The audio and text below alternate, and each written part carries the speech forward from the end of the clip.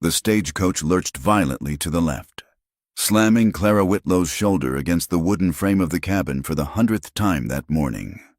Dust, fine and acrid as ground pepper, hung suspended in the stagnant air inside the coach, coating the back of her throat and settling into the deep creases of her dark traveling dress.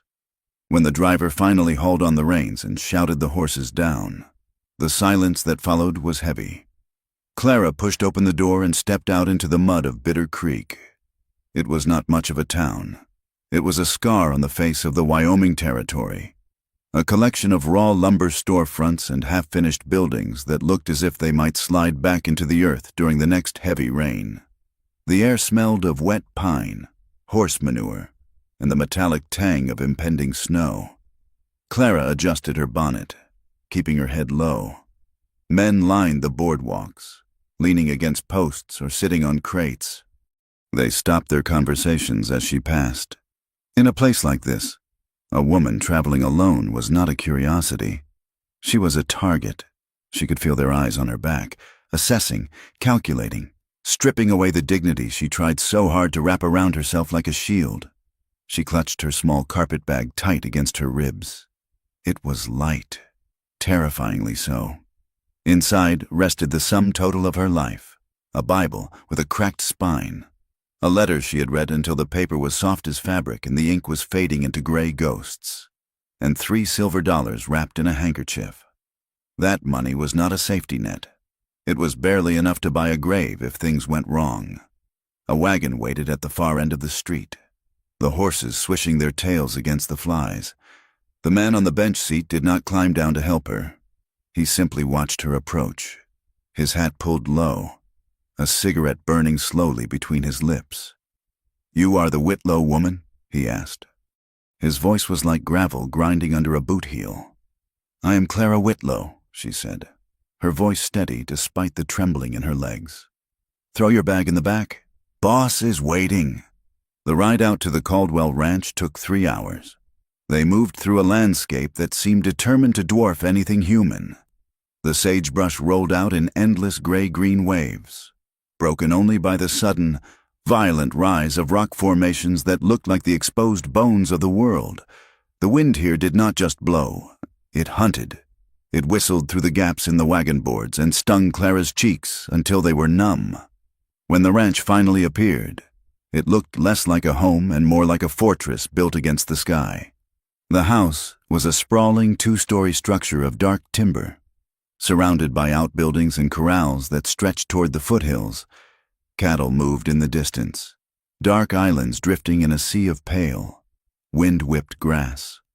It was beautiful. In the way a storm is beautiful, it was also brutal. The wagon rattled to a halt near the main gate. A man was waiting there. He stood with one boot resting on the bottom rail of the fence, his arms crossed over his chest. He was tall, lean in the way that suggested muscle forged by hard labor rather than bulk. This was Luke Tanner. Clara knew the name from the letters, though the handwriting had been Everett's. Luke did not smile. He did not offer a hand. He looked at her with eyes the color of flint, hard and unyielding. Dust clung to his eyelashes and the brim of his hat. He looked her over from her dusty boots to the top of her bonnet, his expression guarded, as if she were a shipment of feed that had arrived wet and spoiled. "You made good time," Luke said. It was not a compliment. It was just a fact. "The driver is efficient," Clara replied, stepping down from the wagon before he could decide whether or not to help her. She would not start by asking for favors. Luke nodded once, a sharp jerk of his chin. "Grab your things. I will take you to him." He turned and walked toward the house without waiting to see if she followed. Clara grabbed her carpet bag and hurried to catch up, her skirts dragging in the dirt. The house loomed over them. The porch was wide, the wood grayed by weather. As they stepped inside, the air changed. The outside world was vast and cold, but the inside of the Caldwell house was stifling. It smelled of wood smoke, old leather, and something else, something sweet and rot-like. It was the smell of sickness. "Wait here," Luke said. He disappeared into a room off the main hallway. Clara stood alone in the foyer. The house felt silent. But it was a heavy silence. It felt like a place that was already mourning, the walls soaking up grief before the death had even happened. Luke returned a moment later and jerked his head toward the door. "He is awake. Keep it short. He is tired." Clara walked into the room. It was a library or a study, lined with books that looked like they had not been touched in years. In the center of the room, positioned near the fireplace where a low fire burned, sat a man in a high-backed chair. She had built a picture of Everett Caldwell in her mind during the long journey west. She had imagined a stern, older cattle baron, perhaps weathered and harsh, looking for a woman to manage his household and warm his bed. She had prepared herself for a marriage of duty to a hard man. She was not prepared for this. Everett Caldwell was not merely old, he was being consumed. He was thin, his frame lost inside a wool coat that looked 3 sizes too large. His skin was the color of parchment, translucent enough that she could see the blue veins mapping his temples. His eyes, fever-glossed and overly bright, turned to her with a look of profound exhaustion. When he saw her, he tried to straighten himself in the chair. His hand, thin as a bird's claw, reached for a glass of water on the small table beside him. It shook so violently that water sloshed over the rim and stained the wood. "Miss Whitlow," he said. His voice was a rasp, a dry leaf skittering over stone. Clara stepped forward quickly, instinctively. She took the glass before he could drop it and held it steady while he took a small sip. "Thank you," he whispered, pulling back, embarrassed. A flush of color rose in his pale cheeks. "I apologize. I am not usually so uncoordinated." "You have nothing to apologize for, Mr. Caldwell," Clara said softly. He looked at her then, really looked at her, and she saw a gentleness in him that broke her heart. There was no demand in his eyes, only a terrible, crushing gratitude. "Thank you for coming," he said. "You are doing a kindness for a dying man. Clara, I hope you know that." Clara felt a cold shock settle in her stomach. The letters had mentioned illness, a wasting condition, but they had not prepared her for the finality of it. She was here to be a wife, but looking at him, she realized she had arrived just in time to be a widow. "We will make you comfortable," Clara said, the words coming automatically. It was the voice she had used when she nursed her father, the voice of competence that hid the panic underneath. Luke Tanner stepped into the room then. He did not look at Everett. He looked at Clara, and his gaze was a warning. "That is enough for now," Luke said. "He needs to rest. I will show you to your room." Everett nodded, his eyes already drifting shut. "Thank you. Luke, take care of her." Luke ushered Clara out of the room and closed the heavy oak door. The sound of the latch clicking into place echoed in the hallway. He turned to her, and for a moment, they just stood there. The hostility radiating off him was palpable. "You will sleep in the room at the end of the hall," Luke said. "It is close enough to hear him if he calls out in the night." "I understand," Clara said. "There are rules here, Mrs. Caldwell, or soon to be. Anyway," Luke crossed his arms. "The hands sleep in the bunkhouse across the yard. You do not go there. You do not walk near the corrals after dark. If you need something, you tell me or the cook, anxious to keep your reputation intact." Clara stiffened. "I am not a child. Mr. Tanner, I know how to conduct myself." Luke took a step closer. He smelled of tobacco and horses and sweat. "This is not a city. Clara, you are a strange woman on a ranch full of men who have not seen a lady in 6 months. Gossip is the least of your worries. Men get ideas. Weakness draws them out. If you are seen wandering where you do not belong, they will assume you are looking for something. Do you understand me?" His voice was low, but the threat was clear. It wasn't a threat from him, she realized, but a warning about the world he lived in. This place could swallow a woman whole and never burp up the bones. "I understand," she said, matching his stare. "Good. Supper is at 6. Do not be late." He left her there in the hallway. Clara found her room. It was small, spare, and clean. A narrow bed, a wash basin, a wardrobe. She set her carpet bag on the bed and opened it. She took out the Bible and placed it on the nightstand. She took out the letter and slid it under the mattress. She sat on the edge of the bed and listened. The house breathed around her. Boards creaked as the temperature dropped with the setting sun. Somewhere far off, a coyote yipped, a lonely, high-pitched sound that made the silence feel deeper. And from down the hall, she heard it, the sound of Everett coughing. It was a wet, tearing sound, like a saw working through green wood. It went on, racking his body, until it faded into a wheeze. Clara closed her eyes. She had come here for safety. She had come here because the contract offered a house, a name, and protection. But as the wind howled against the window pane, she realized she had traded one kind of danger for another. 2 days later, Everett insisted they go to town. "It has to be done proper," he wheezed, sitting on the edge of his bed while Clara helped him button his shirt. His fingers were useless that morning, numb and clumsy. "People talk. Clara, if we are not married in the church, with the paper signed and the preacher witnessing, they will say you are just kept. I will not have that on your name." Clara buttoned his collar, her hands brushing against his cold neck. "I do not care what they say. Everett, you are not well enough to travel." "I am well enough to do this," he said, and there was a flash of iron in his voice that showed the man he used to be. The wagon ride to town was a torture. Every rut in the road seemed to jar Everett's bones.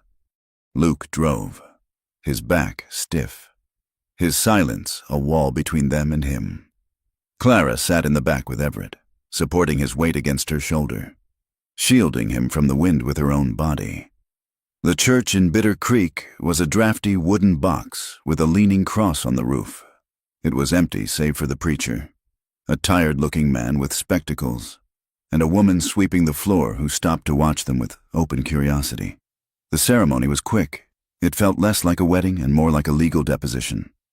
Everett stood by sheer force of will, gripping the back of a pew to stay upright.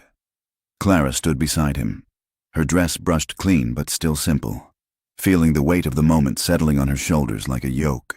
"Do you, Clara Whitlow, take this man?" "I do," she said. Her voice did not shake. "Do you, Everett Caldwell?" "I do," he whispered. Luke stood by the door, a shadow against the bright afternoon light. His hand rested near his hip, not on a gun, but ready. He watched the windows. He watched the street outside. He was guarding them, but he was also witnessing the absurdity of it. When the preacher pronounced them man and wife, there was no kiss.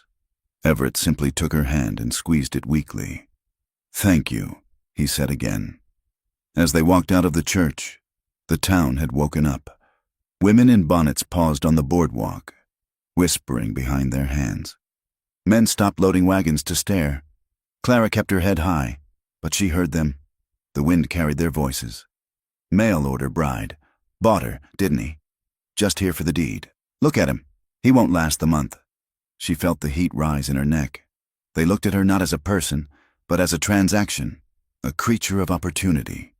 She tightened her grip on Everett's arm, helping him down the stairs. "Ignore them," Luke said. He had brought the wagon around, positioning it to block the view of the loudest group. "Get in." Clara helped Everett up, her jaw set. She learned then that her name would never be spoken cleanly in this valley. She was the contract bride, the vulture waiting for the carcass. Back at the ranch, the pretense of normalcy vanished. Everett collapsed the moment they got him through the door. The coughing fit that followed was terrifying, bringing up blood that stained his handkerchief a bright, frothy red. Clara took charge. She did not ask Luke for permission. She simply ordered hot water and clean linens. She stripped the heavy coat off Everett and got him into his nightshirt.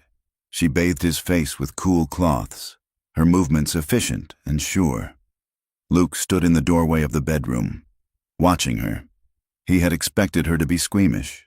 He had expected her to weep or wring her hands. Instead, he saw a woman who moved with the economy of a soldier. She did not flinch at the blood. She did not recoil from the smell of sickness. She spoke to Everett in a low, steady stream of nonsense.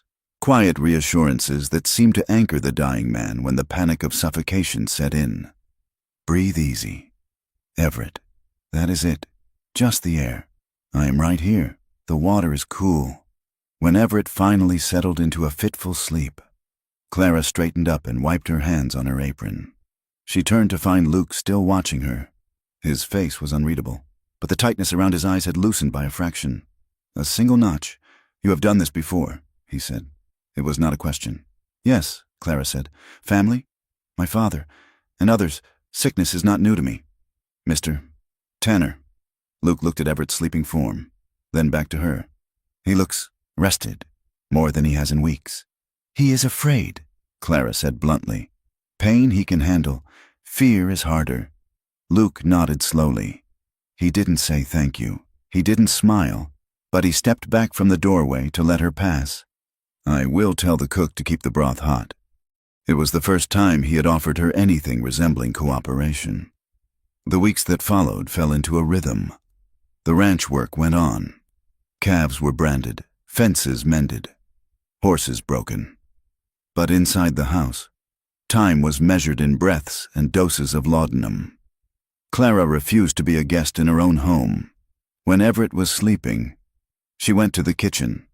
The cook, a balding man named Silas who had lost 3 fingers on his left hand to a rope accident, was initially hostile. But Clara did not try to change his recipes. She simply picked up a knife and started peeling potatoes. She scrubbed the floors. She mended the torn shirts the hands left in a pile by the back door. She insisted on helping. Dependence felt like a trap to her. If she sat in the parlor and did needlepoint while men worked, she was nothing but a burden. If she worked, she earned her space. One morning, just before dawn, Clara stepped out onto the porch. The house had been stifling, the smell of illness too much to bear. She needed air. The sun was just crowning the eastern peaks, painting the sky in bruises of purple and gold. The air was frigid. Clara hugged her arms around herself, shivering violently in her thin shawl. She had not realized how cold it had gotten overnight. She heard a boot scrape on the wood behind her. She turned to see Luke standing there. He had a mug of coffee in his hand, steam rising from it. He looked at her, seeing the way her teeth chattered. Without a word, he set the coffee down on the railing. He took off his heavy sheepskin coat. He stepped forward and draped it over her shoulders. The coat was heavy, warm, and smelled of him, earth and tobacco. Clara froze, surprised by the weight of it. She looked up at him. Luke seemed to regret the action almost immediately. He stepped back, his face closing off again. "Don't catch your death out here," he muttered. "We have enough sickness in the house." "Thank you," Clara said, pulling the collar tight. He grunted and picked up his coffee, turning his gaze out toward the pasture. He stayed there for a moment, standing next to her in the silence. It was an uneasy closeness, born of proximity rather than affection. But for the first time, Clara did not feel entirely alone. Later that afternoon, Everett was lucid.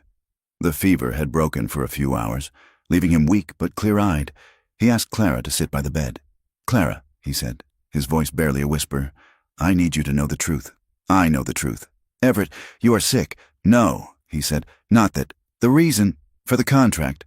Clara folded her hands in her lap. "You were lonely." He smiled, a sad, skeletal expression. "Lonely?" "Yes, but a man does not marry a stranger just for loneliness." He paused, gathering breath. "It is the land. Clara, this ranch, I built it from nothing. I bled for it. But I have no sons. I have no brothers who are worth a damn." He reached out and took her hand. His grip was surprisingly strong. "When I die, the vultures will come. My cousin Harlan, the banker in town, Silas Crow, the man who runs the spread to the north. They are waiting for me to stop breathing so they can carve this place up." Clara felt a chill that had nothing to do with the winter air. "If I die a bachelor, the state steps in. The family steps in. They will tear it apart, but a widow—" He looked at her intensely. "A widow holds the deed. A widow has rights. I needed a legal wife to stand between my land and the men who want to steal it." Clara pulled her hand back slowly. The realization hit her like a physical blow. She had thought she was hired to be a nurse, a companion, a comfort to a dying man. But she was not. She was a shield. She was a legal instrument, a human barricade erected to hold back a flood. "You hired me to be a weapon," she said quietly. "I hired you to survive." Everett said, "I am sorry. Clara, I know it is a heavy thing to place on you, but I saw your letters. I saw the way you wrote about survival. I knew you were strong enough." Clara stood up and walked to the window. She looked out at the vast, empty prairie. She felt used. She felt the sting of it, sharp and hot. But beneath the anger, she felt a strange, dark recognition. She knew what it was to be desperate. She knew what a person would do when their back was against the wall. "I will protect it," she said, not turning around. "Thank you," Everett whispered. The trouble started 3 days later. It was late afternoon when a rider came galloping through the main gate, his horse lathered and blowing hard. Clara was on the porch, shaking out a rug. She watched as Luke met the rider in the yard. They spoke in low, urgent tones. She saw Luke's posture shift, his shoulders squared, his jaw tightened until the muscle jumped in his cheek. He looked toward the north, his eyes narrowing. He walked up to the porch, his boots heavy on the steps. "What is it?" Clara asked. Luke stopped. He looked at her, debating how much to say. Finally, he decided she needed to know. "One of the boys found a cut in the north fence line. 50 head of cattle were pushed out. Silas Crow's men are claiming that section of range belongs to them now, but it's Caldwell land," Clara said. Luke gave a grim laugh. "Maps don't mean much when the owner is dying in bed. Clara, they are testing us. They want to see if we have the teeth to fight back." That night, the wind picked up, howling around the eaves of the house. Clara could not sleep. She sat in the parlor, a lamp burning low on the table. Suddenly, the dogs in the yard began to bark, a frantic, snarling sound. Luke was moving before Clara even registered the noise. He came down the stairs, a Winchester rifle in his hand. He didn't look at her. He went straight to the front door and threw it open. "Stay inside," he ordered. He stepped out onto the porch. Clara did not stay inside. She picked up the lamp and followed him to the doorway. She saw them in the moonlight. Riders, 4 or 5 of them, sitting on their horses just beyond the gate. They were shadows, faceless and silent. They weren't attacking. They were watching. It was a message. "We are here. We are waiting." Luke raised the rifle, the barrel gleaming in the moonlight. "Get off this land," he shouted. His voice cracked like a whip across the yard. "Or I will bury you in it." One of the riders chuckled, a low, ugly sound. Then they turned their horses and rode off into the dark, vanishing as quickly as they had come. Luke stood there for a long time, the rifle still raised. Clara stepped out onto the porch behind him. The wind tried to snuff out her lamp, but she cupped her hand around the glass, protecting the flame. She stood close enough to hear Luke's breathing. It was ragged, angry. She saw the tension in his back, the way his knuckles were white on the gun stock. "They will be back," Clara said softly. Luke lowered the rifle. He turned to look at her. The lamplight cast deep shadows across his face, making him look older, harder. "Yes," he said. "They will." He looked at the small flame in her hand, trembling in the wind but refusing to go out. Then he looked at her eyes. There was no fear there, only a cold calculation that matched his own. "Get inside." "Clara," he said, his voice softer than before. "It's going to be a long night." Clara nodded.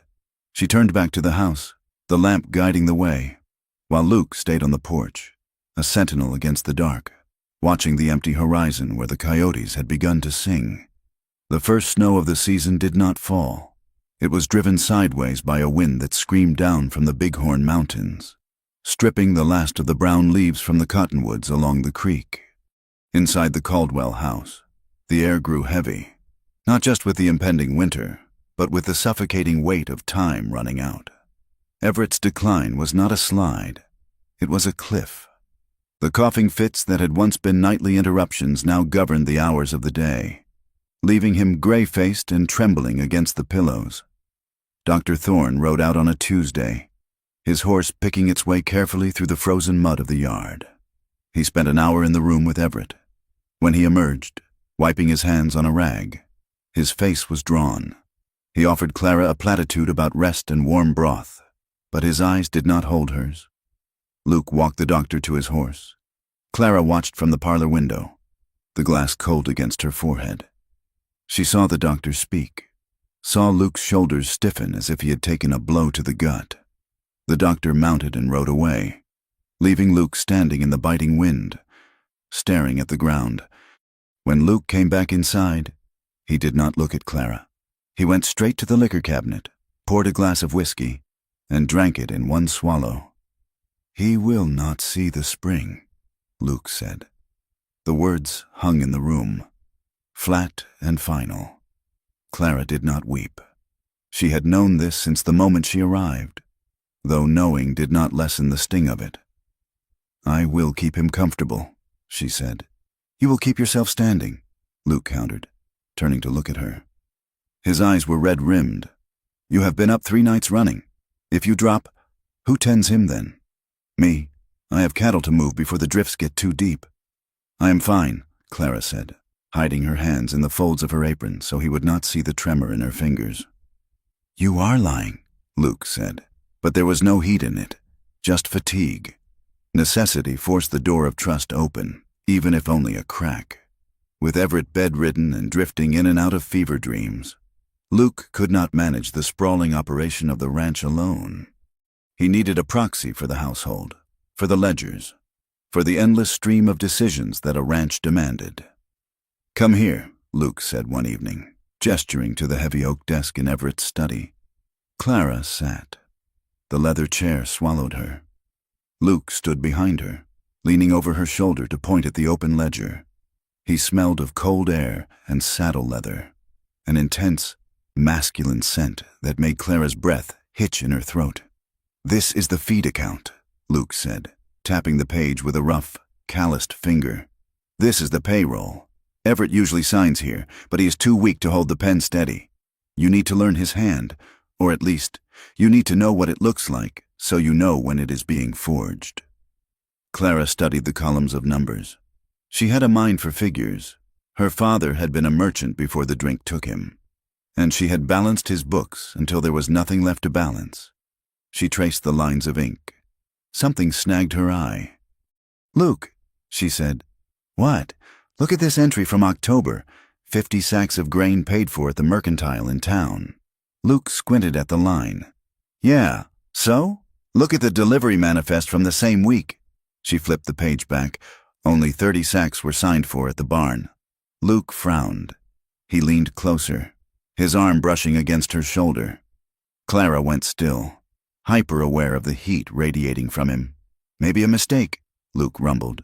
"Maybe," Clara said, flipping forward. "But here, in November, a purchase order for new tack, 2 saddles, 4 bridles. High quality." "I remember that," Luke said. "We needed them." "Did you get them?" Clara asked. "Because the inventory list from last week shows the tack room is short." Luke straightened up slowly. His face darkened. The exhaustion vanished, replaced by a predator's alertness. "Someone is bleeding us," he said quietly. "While Everett is dying," Clara added. "While everyone is looking at the sick bed. Someone is robbing the pantry." Luke took the ledger from her, his grip tight enough to whiten his knuckles. "I will kill whoever it is."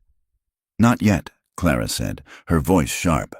"If you start accosting men without proof, you will lose the crew. We need to watch. We need to be sure."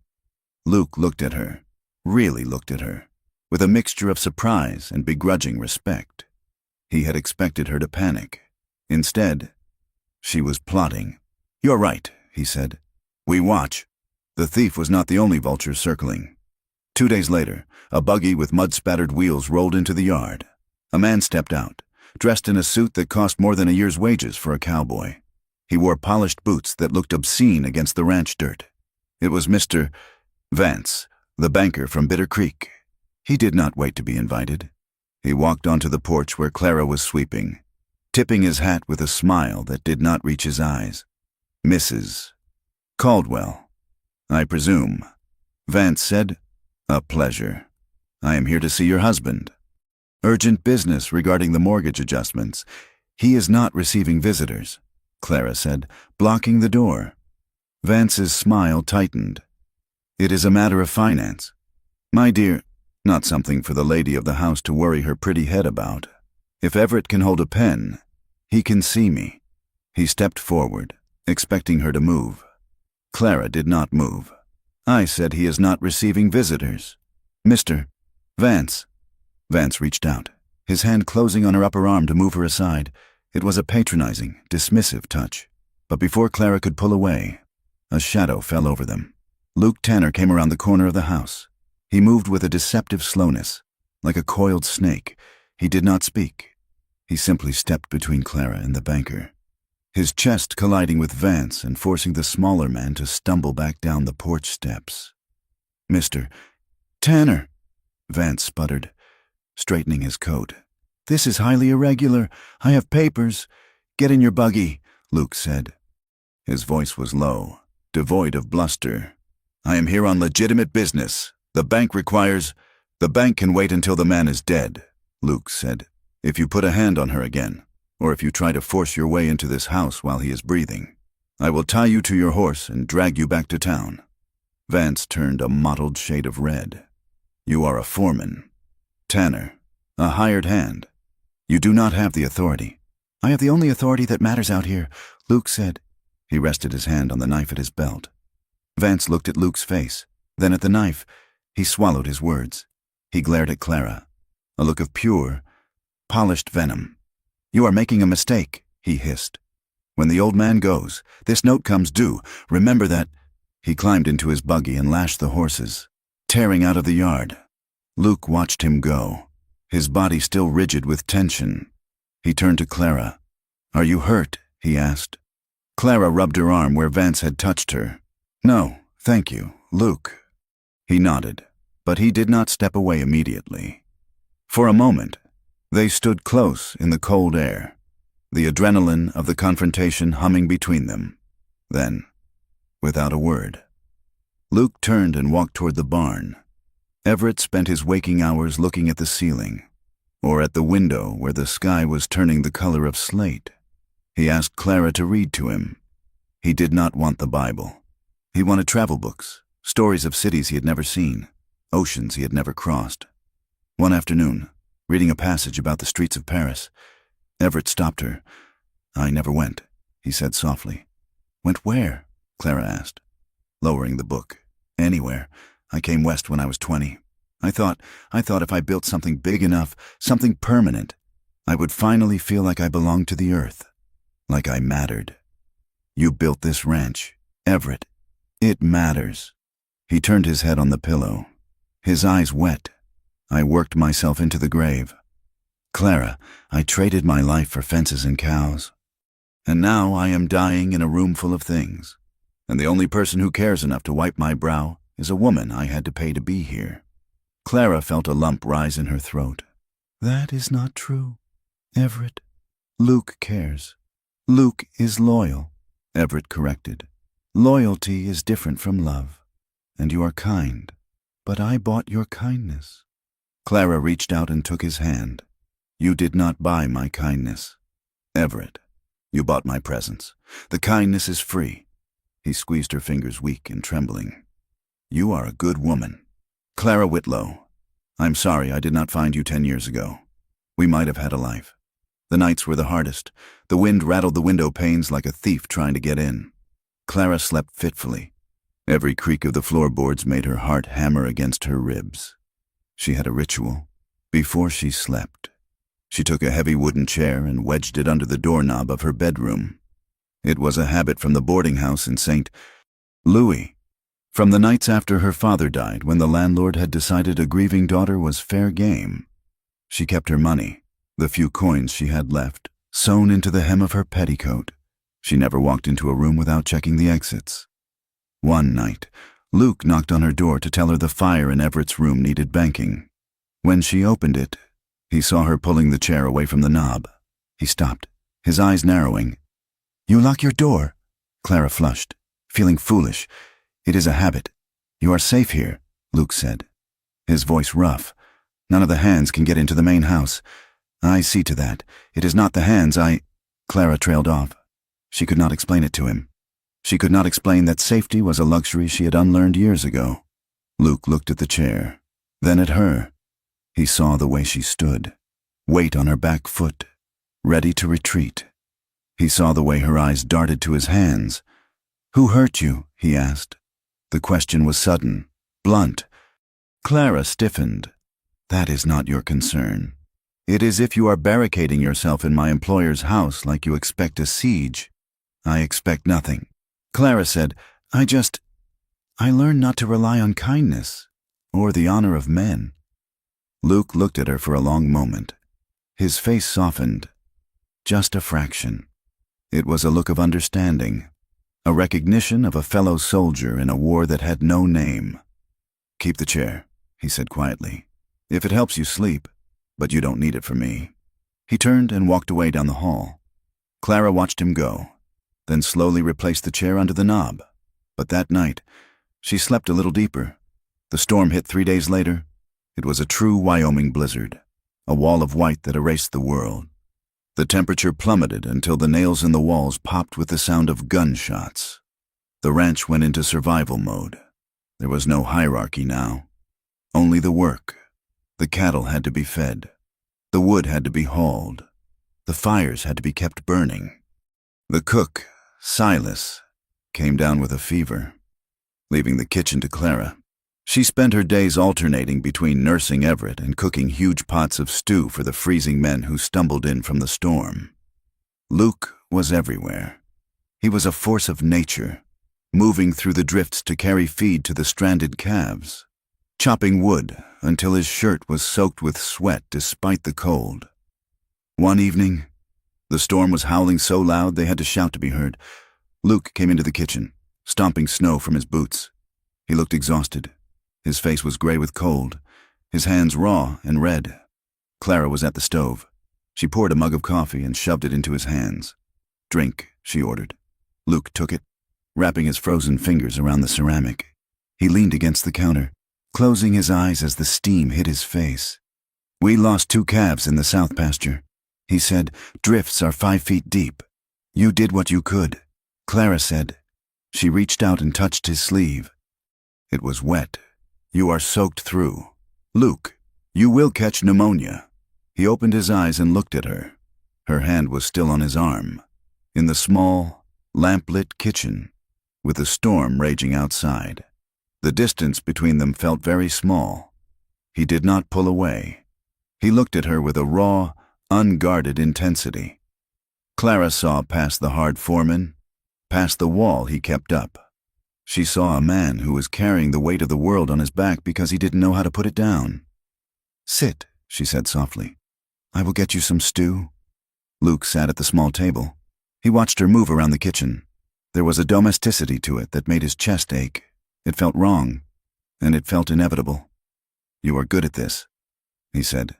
"The ranch life. It suits you." "It is just work," Clara said, setting a bowl in front of him. "Work is the same everywhere." "No," Luke said.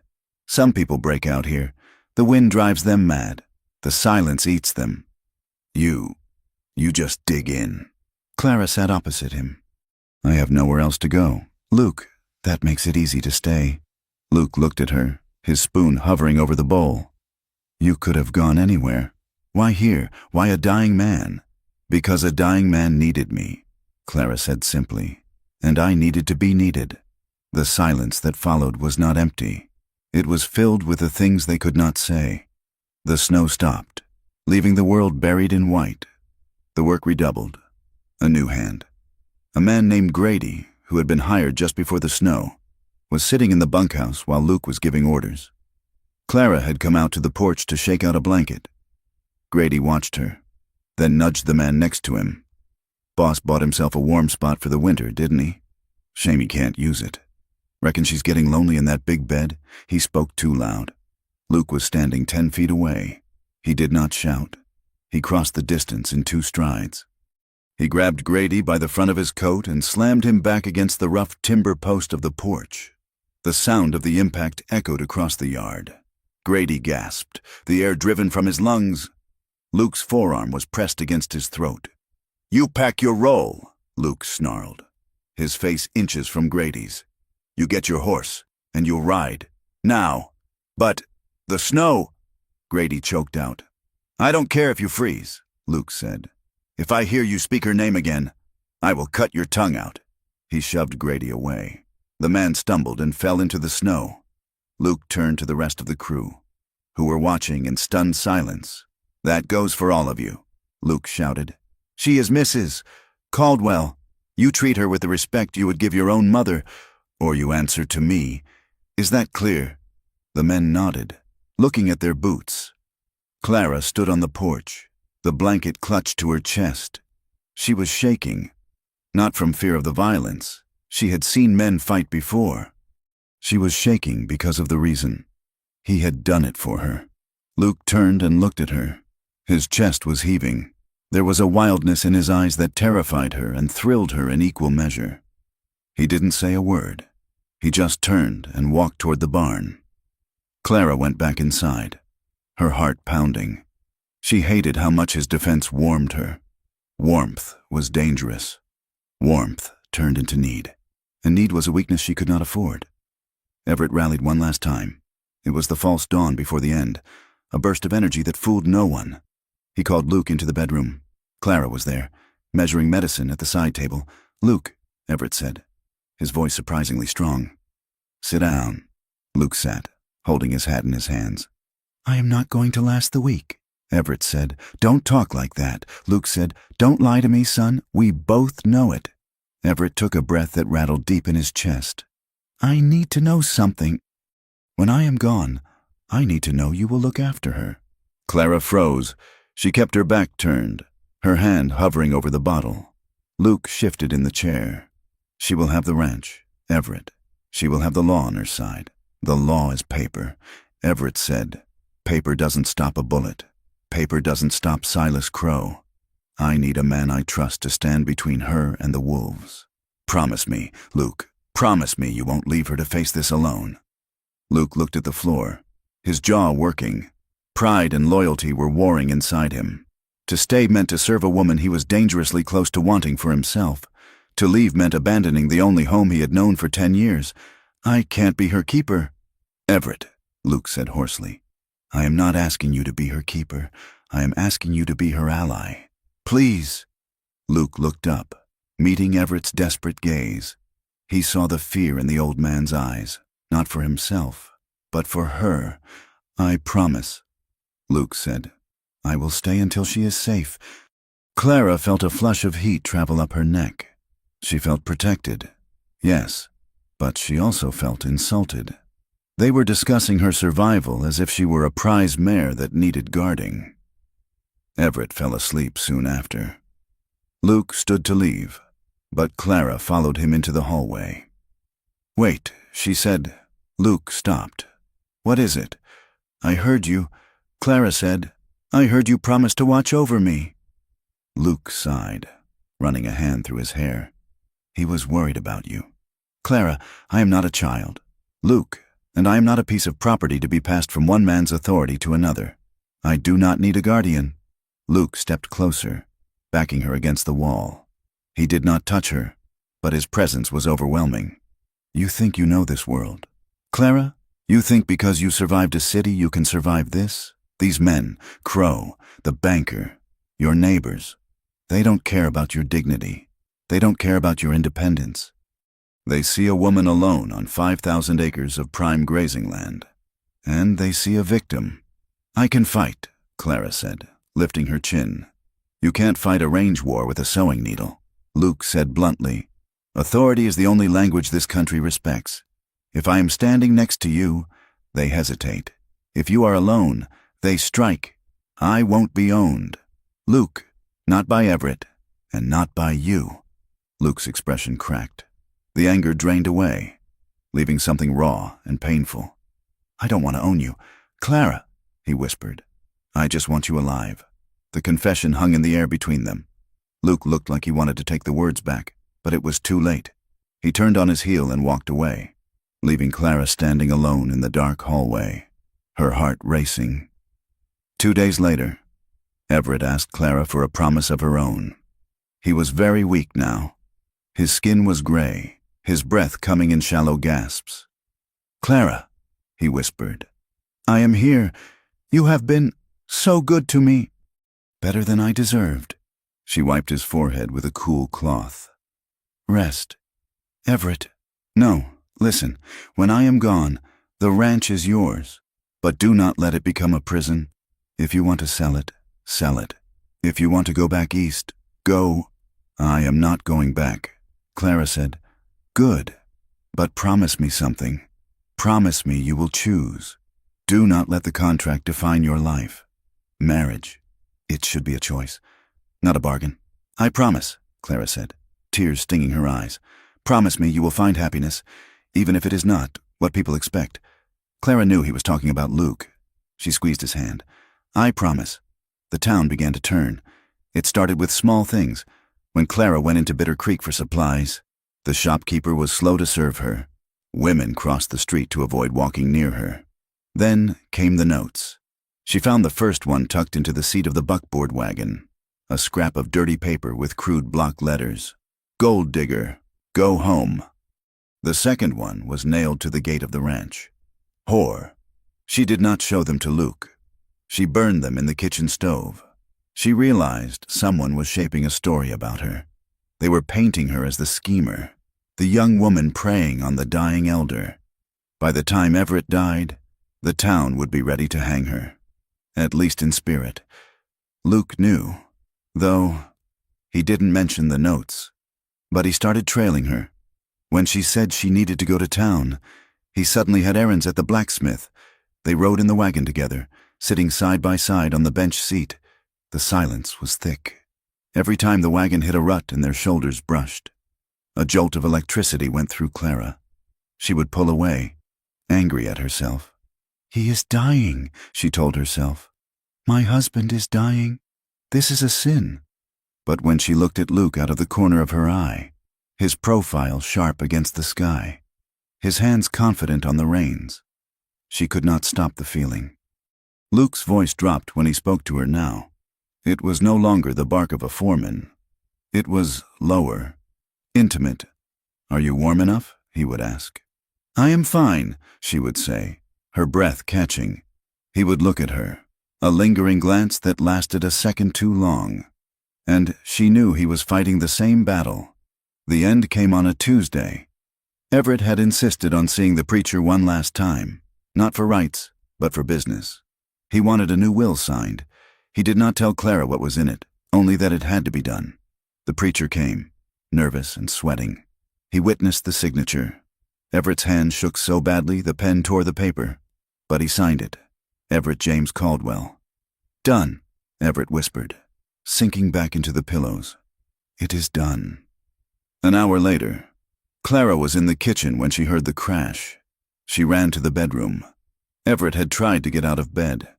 He was on the floor, tangled in the sheets, gasping for air like a fish on a bank. "Everett!" Clara screamed. Luke was there in seconds. He didn't hesitate. He scooped Everett up in his arms as if the man weighed nothing at all. He lifted him like a child and laid him back on the bed. Everett's eyes were wide, terrified. He was drowning in his own lungs. Clara grabbed the basin of cool water. She wrung out a cloth and pressed it to his throat. "Luke, hold him up," she commanded. "He can't breathe lying flat." Luke sat on the edge of the bed and pulled Everett's torso up against his chest. He held the dying man with a tenderness that shattered Clara's heart. "Breathe." "Everett," Luke murmured, "just breathe." Clara knelt by the bed, holding Everett's hand, wiping the sweat from his face. They moved together, she and Luke, a single unit of desperate care. There was no panic. There was no time for panic. They were two people standing on the edge of a cliff, holding a man who was already falling. And in the quiet terror of that room, with the wind howling outside, they were the only family Everett Caldwell had left. The end of Everett Caldwell did not come with a speech. It did not come with a moment of clarity where the clouds parted and the sun touched his face. It came in the dark, in the brutal, suffocating hours between midnight and dawn, where the only sound in the world was the terrible labor of his lungs. The room smelled of sickness, a sweet, cloying scent of sweat and medicine that seemed to have soaked into the very grain of the floorboards. The fire in the grate had burned down to embers, casting a dull, red glow that barely reached the corners of the room. Clara sat by the bed. She had not moved in 4 hours. Her back ached with a sharp, stabbing pain, but she did not shift her weight. She held Everett's hand. It was limp and cold, the skin papery dry. He was drowning. That was the only way to describe it. The fluid rising in his chest was a tide that would not go out.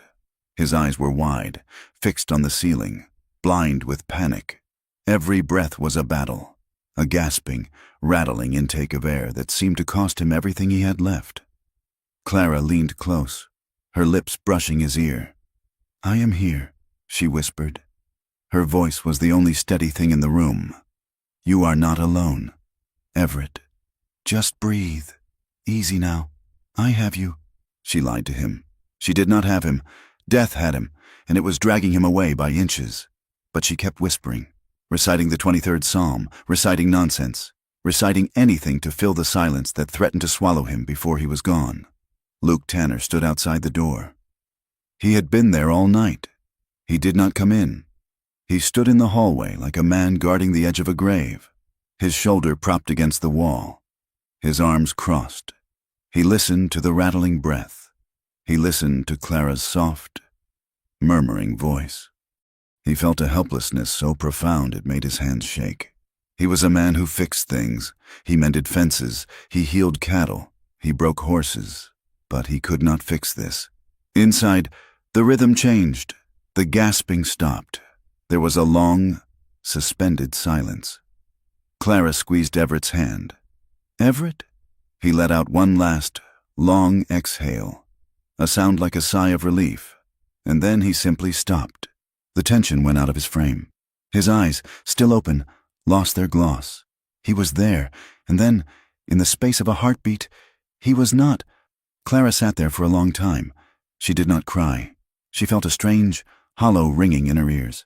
She reached out and gently closed his eyes with her fingertips, a gesture she had performed for her father and for a neighbor's child during the fever winter in St. Louis. It was a muscle memory of grief. She stood up. Her knees cracked. She walked to the door and opened it. Luke was standing there in the gloom. He looked at her, and he knew. He saw the stillness in her face, the way she held herself like she was made of glass. "He is gone," Clara said. Luke nodded. He didn't speak. He pushed past her into the room. He walked to the bed and looked down at the man who had been his employer, his mentor, and his friend for 10 years. Luke reached out and touched Everett's shoulder. A clumsy, heavy pat. "Rest easy." "Boss," Luke rasped. Then he turned and walked out of the room, past Clara, down the hall, and out the front door. Clara followed him as far as the porch. She saw him stumble into the yard. The snow was blue in the pre-dawn light. Luke walked to the fence line, gripped the rail with both hands, and retched. He vomited into the snow, his body heaving with violent, silent sobs. Clara watched him. She wanted to go to him, to put a hand on his back, but she knew he would hate her for seeing him like this. He was a man who prided himself on iron control, and grief had just broken him open. So she turned back inside. She went to the kitchen. She stoked the stove. She put the kettle on to boil. There were sheets to wash. There were bodies to clean. There was a ranch to wake up. The wind howled around the eaves. Indifferent and cold. It did not care that a good man was dead. It just kept blowing. The morning settled over the ranch like a heavy wool blanket. The hands moved quietly. They took off their hats when they passed the house. Even the cattle seemed to low more softly in the pens. Silas, the cook, sat in the kitchen peeling potatoes with tears running freely down his scarred cheeks, not bothering to wipe them away. But the peace of grief did not last. The funeral was held 2 days later in the town of Bitter Creek. The ground was frozen hard as iron, and the grave diggers had to use pickaxes to break the earth. Clara stood by the open grave. She wore her black traveling dress, the only mourning clothes she owned. The wind whipped her veil across her face, stinging her skin. They came like vultures. That was the only word for it. They arrived in buggies and on horseback, men in black coats who smelled of cigars and expensive cologne.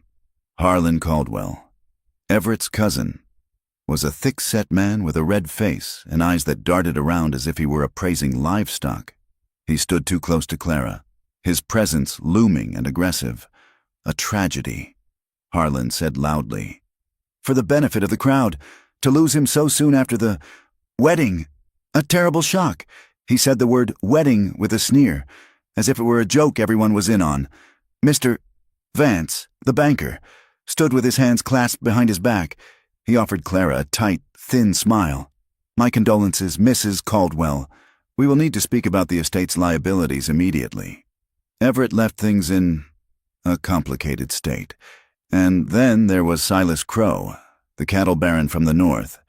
He did not look like a vulture. He looked like a wolf. He was tall, elegant in a rough way, with silver hair and eyes that were completely flat. He watched Clara with a look of false sympathy that made her skin crawl. You have my deepest sympathies, ma'am, Crow said, tipping his hat. A hard country for a woman alone. Very hard. Clara stood rigid. She heard the whispers from the townspeople gathered behind her. They did not lower their voices enough. That is her, the contract bride? Pretty thing. Opportunist, though barely cold in the ground, and she is counting the herd. Just a girl. What does she know about ranching? Stranger. She felt the words hitting her like stones. She kept her face composed, a mask of porcelain, while her insides shook with rage and humiliation. She wanted to scream at them. She wanted to tell them that she had wiped the blood from his lips, that she had held him while he wept from fear, that she had been more of a wife in 3 months than any of them had been a friend in 20 years. But she said nothing. Luke moved up beside her. He stood close, his shoulder almost touching hers. He was not wearing a suit. He wore his clean work clothes and a dark coat. He looked at Harlan, then at Crow, his gaze a physical challenge. Step back, Luke said to Harlan. You are crowding her. Harlan bristled. I am family.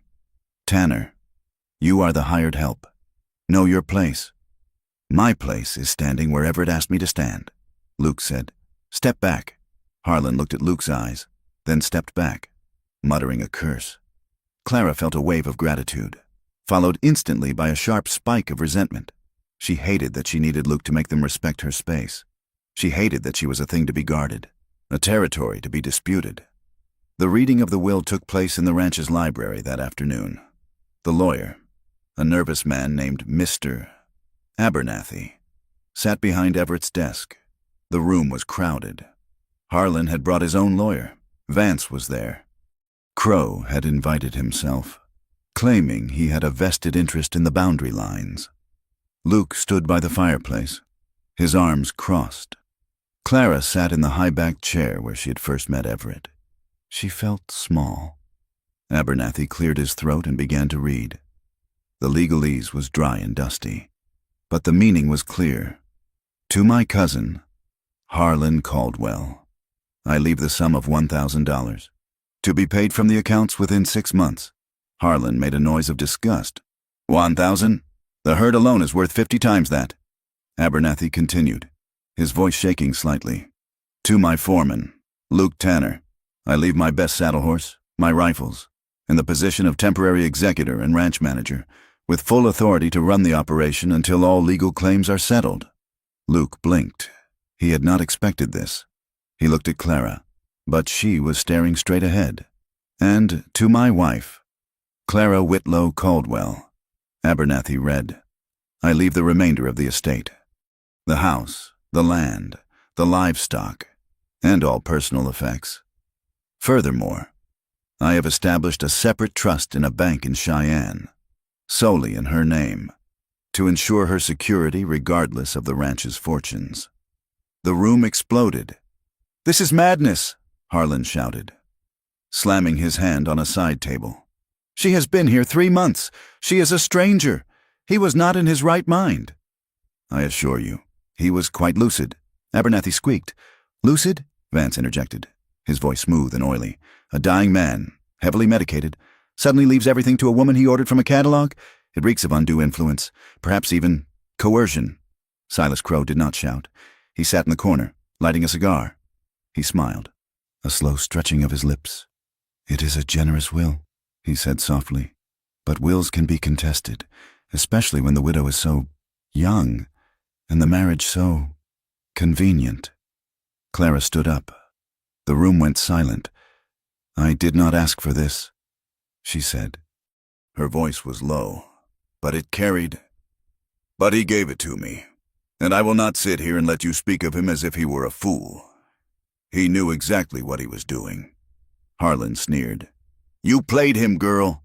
You warmed his bed and whispered in his ear and stole my birthright." Luke pushed off the wall. "That is enough," he said. "The reading is done. Get out. You can't order us out." Harlan spat. "I am the executor," Luke said. "It says so on the paper. This is private property. Get out." He rested his hand on the gun at his belt. It was a subtle movement, but everyone saw it. Vance stood up, brushing lint from his coat. "We will challenge this, of course. In court. This is not over. Mrs. Caldwell, not by a long shot." They filed out, leaving the air thick with threats. Clara sat back down, her legs trembling. She felt dirty. They had taken her grief and twisted it into a weapon. To them, she wasn't a widow mourning a husband. She was a thief counting her loot. She realized then that prejudice was not just an insult. It was a tool. They used her gender, her poverty, and her stranger status to devalue her, to strip her of credibility so they could take what they wanted. That night, the house felt like a fortress under siege. The wind had died down, leaving a silence that was even more unnerving. Clara could not sleep. She sat in the kitchen, a cup of cold tea in her hands. Luke was prowling the house. She could hear his boots on the floorboards. Around 2 a.m, a sound came from the study, a scuffling noise, the screech of a drawer being pulled open. Clara froze. She set her cup down. Then she heard Luke's voice, a sharp bark. "Stop!" A crash followed, glass breaking, then the crack of a gunshot. Clara ran to the study. The door was open. The window was shattered. Cold air pouring into the room. Papers were scattered everywhere. Luke was standing by the window, his gun in his hand, staring out into the dark. "Did you hit him?" Clara asked, her heart hammering against her ribs. "No," Luke said grimly. "He was fast, a shadow. But the message is clear enough." He holstered his gun and turned to look at the mess. They weren't looking for silver. Clara, they were looking for papers. The deed, the mortgage notes. Anything they could destroy or alter. Clara walked to the desk. The drawers had been rifled through. "I have to leave," she said. The words came out before she could stop them. Luke looked at her sharply.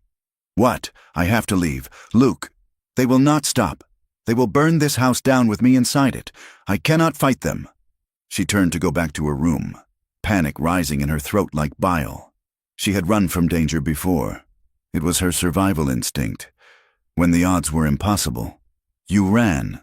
Luke caught her arm. He didn't hurt her, but his grip was iron. "You run now, and they win," he said. "Let them win," Clara cried, pulling against him. "It is just land. It is just cows." "It is not worth dying for. It is not just land," Luke snapped. "It is your life. If you run, you look guilty. You look like the fraud they say you are. They will chase you. Clara, they will hunt you down to get that signature on a quitclaim deed. And if they catch you alone on the road, no one will ever hear from you again." Clara stopped struggling. She looked at him, her eyes wide with fear. "Then what do we do?" she whispered. Luke let go of her arm. "We find out what Everett was hiding. He didn't just write a will. He was a careful man. If he knew they were coming for him, he left something to stop them." They spent the next hour tearing the study apart. They checked the safe, the bookshelves, the loose floorboard under the rug. Finally, Clara found it. Taped to the underside of the bottom desk drawer was a thick manila envelope. She pulled it free. It was heavy. "Here," she said. Luke took it and dumped the contents onto the desk. There were letters, bank drafts, a ledger book, small and black. He opened a letter. His eyes widened as he read. "It is Silas Crow. He said proof of land fraud. He has been moving survey markers for 5 years, taking government land." He picked up another paper. "And Vance, the bank has been inflating interest rates on loans to illiterate homesteaders and foreclosing before the term is up." Everett was collecting evidence. He was building a case to take to the territorial governor. "That is why they are circling," Clara said, a cold realization washing over her. "They don't just want the land. They want to bury the truth." She picked up a small bottle from the desk. Everett's medicine. She uncorked it and sniffed. "Luke," she said. Her voice trembled. "What? Smell this." Luke sniffed the bottle. It smelled of laudanum, but there was something else underneath, something bitter, metallic. "Arsenic?" he asked, his face draining of color. "I don't know," Clara said, "but the doctor, he left so quickly the other day. And the last bottle, it went missing before it was empty." Everett's decline was so fast at the end, too fast. Luke slammed his hand onto the desk. The sound made Clara jump. "I failed him." Luke ground out. "I promised I would protect him, and I let them poison him in his own bed." "It wasn't your fault," Clara said. "I was the foreman. I controlled who came in and out. If the doctor was paid off, I should have known. I should have seen it." Luke turned away, pacing the room like a caged animal. He ran his hands through his hair, his breathing ragged. The guilt was eating him alive. He looked at Clara, and his eyes were wild with desperation.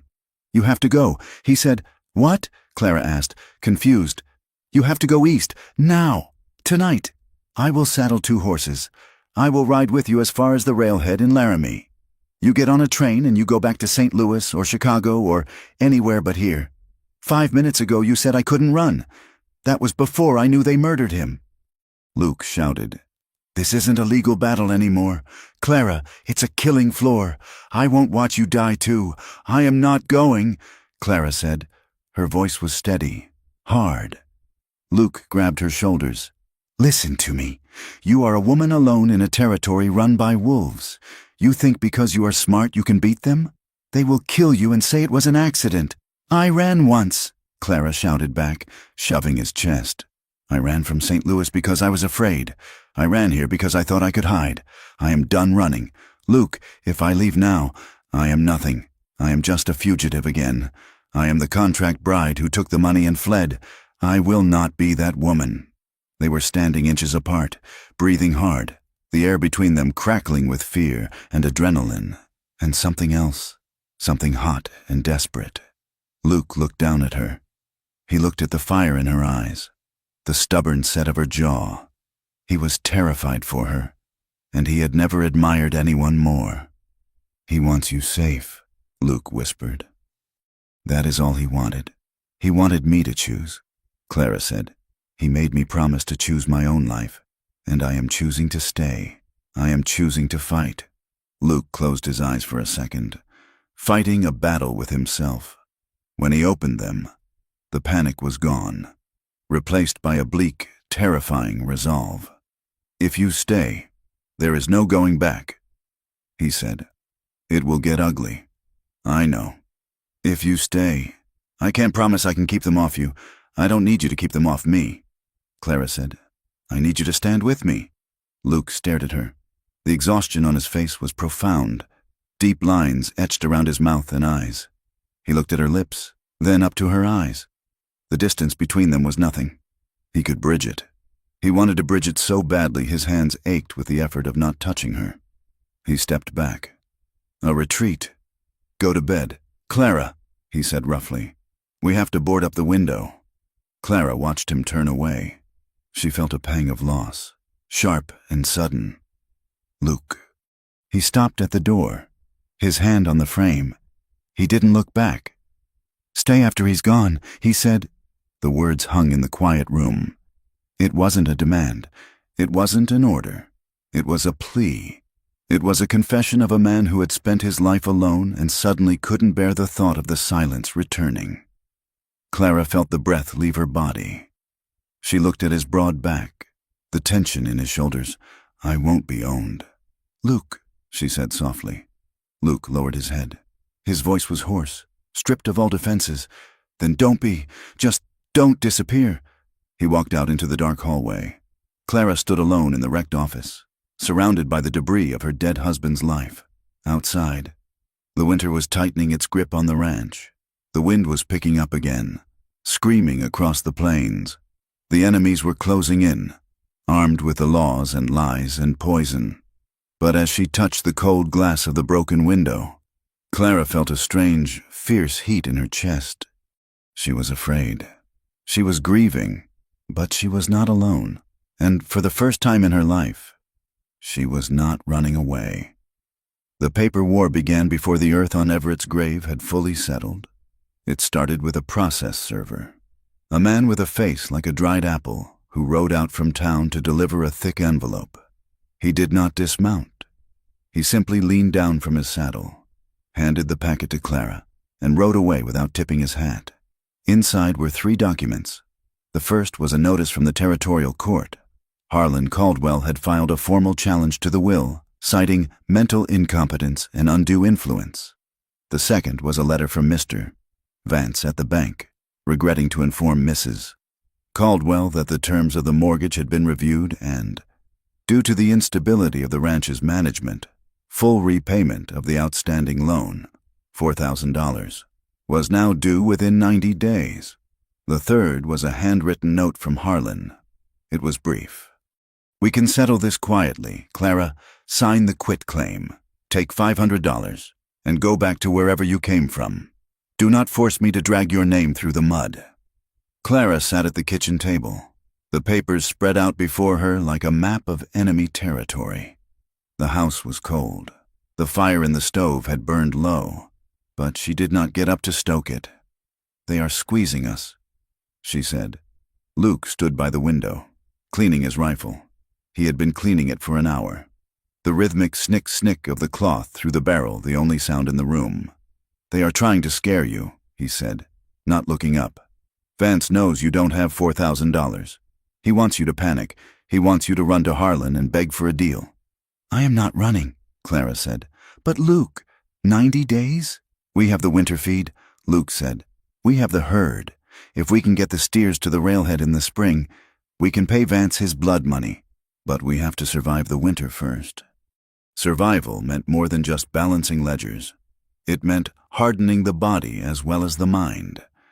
The next morning, Luke took Clara out to the paddock. He had a small Colt revolver in his waistband and a Winchester rifle in a scabbard. "If you are going to stay, you need to know how to kill," he said. Clara looked at the guns. "I do not want to kill anyone." Luke's face was hard. He looked tired, the lines around his eyes etched deep by sleepless nights.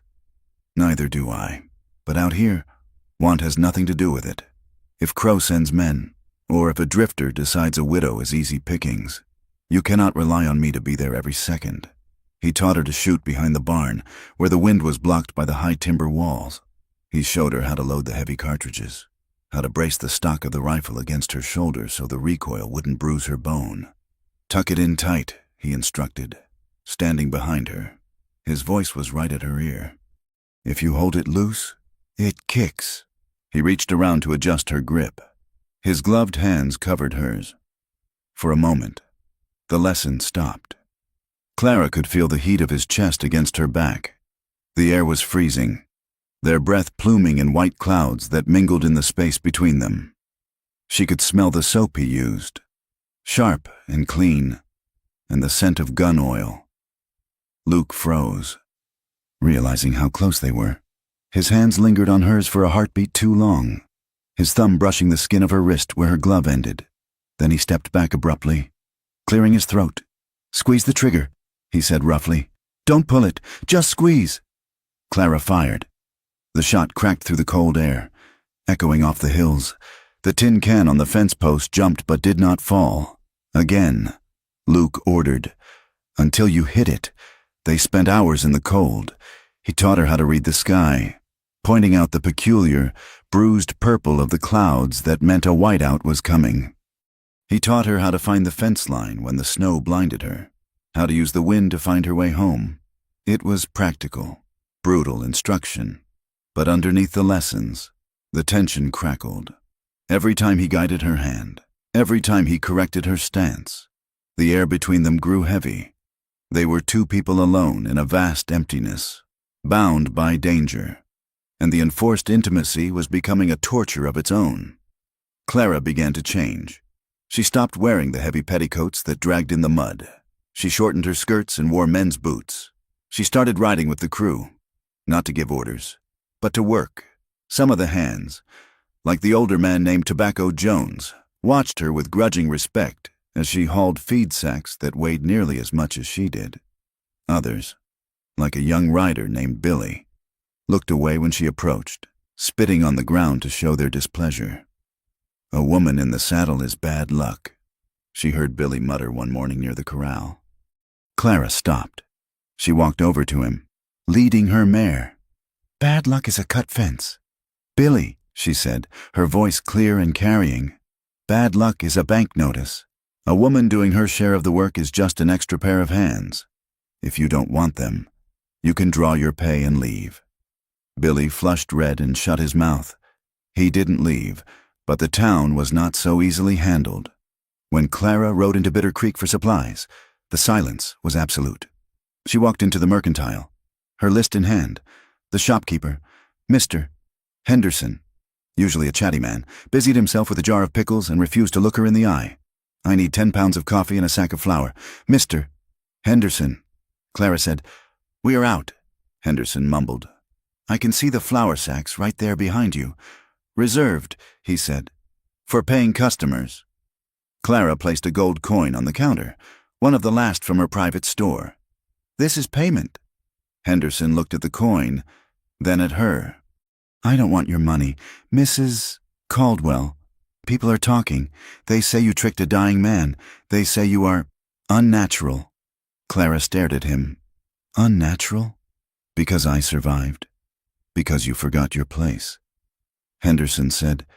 She left the coin on the counter and took the flour. Henderson didn't stop her, but as she walked out, she felt the eyes of the men on the porch.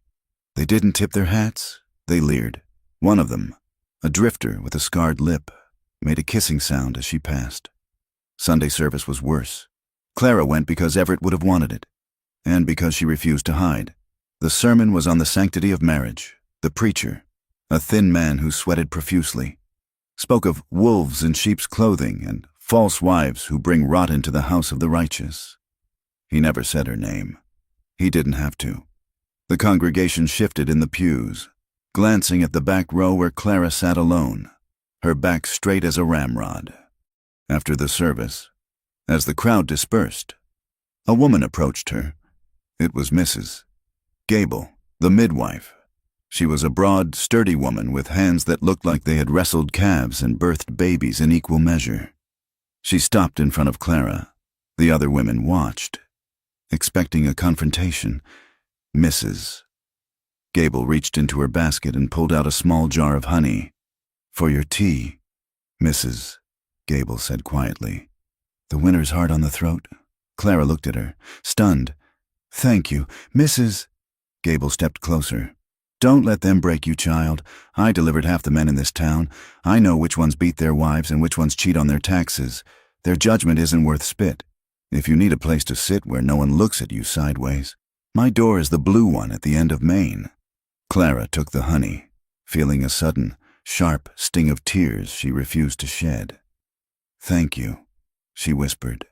The sabotage began in earnest 2 weeks later. It started with small things. A gate left unlatched, allowing horses to scatter, tools missing from the shed. Then it turned bloody. Clara found the calf. It was a yearling, lying in the snow near the creek. Its throat had been cut, not by a predator, but by a knife. Luke found her kneeling in the snow beside the carcass.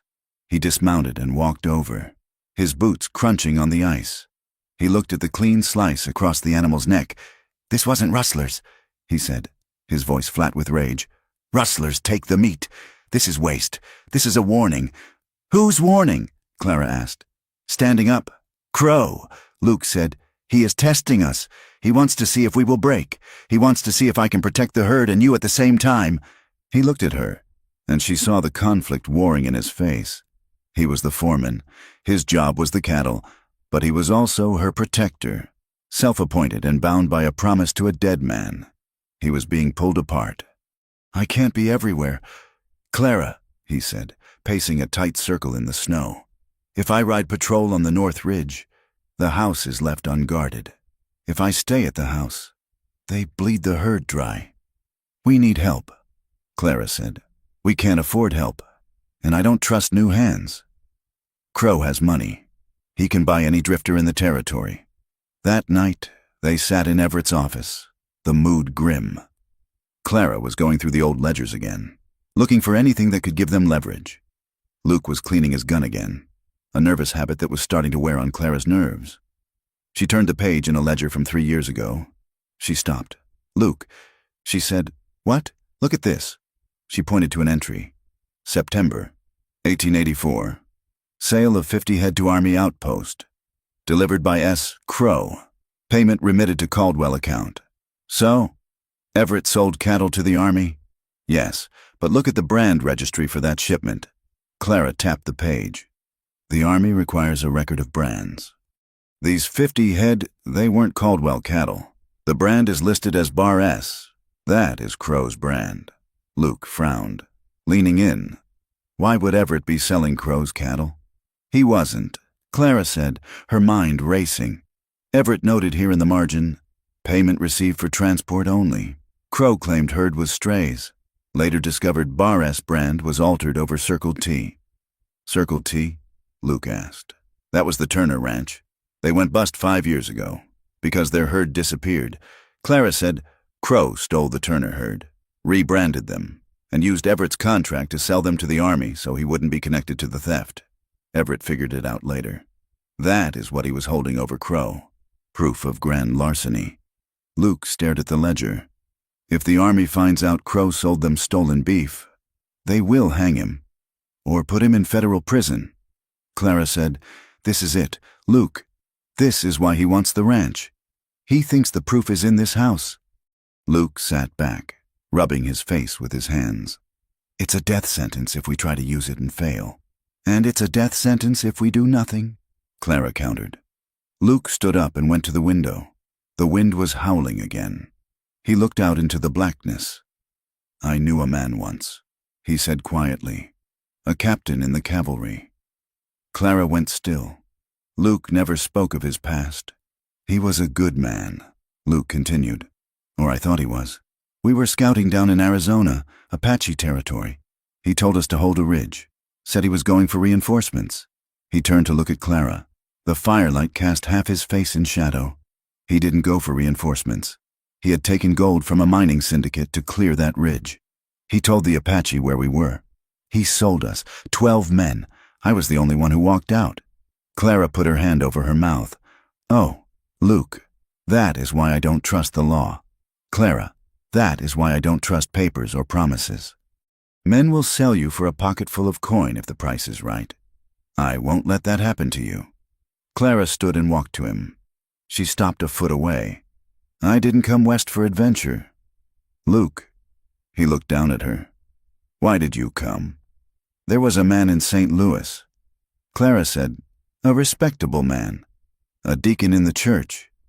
He took a liking to me after my father died. He said he wanted to help. He offered me work." She wrapped her arms around herself, the memory cold and sharp. "One night, he came to my room. He said I owed him.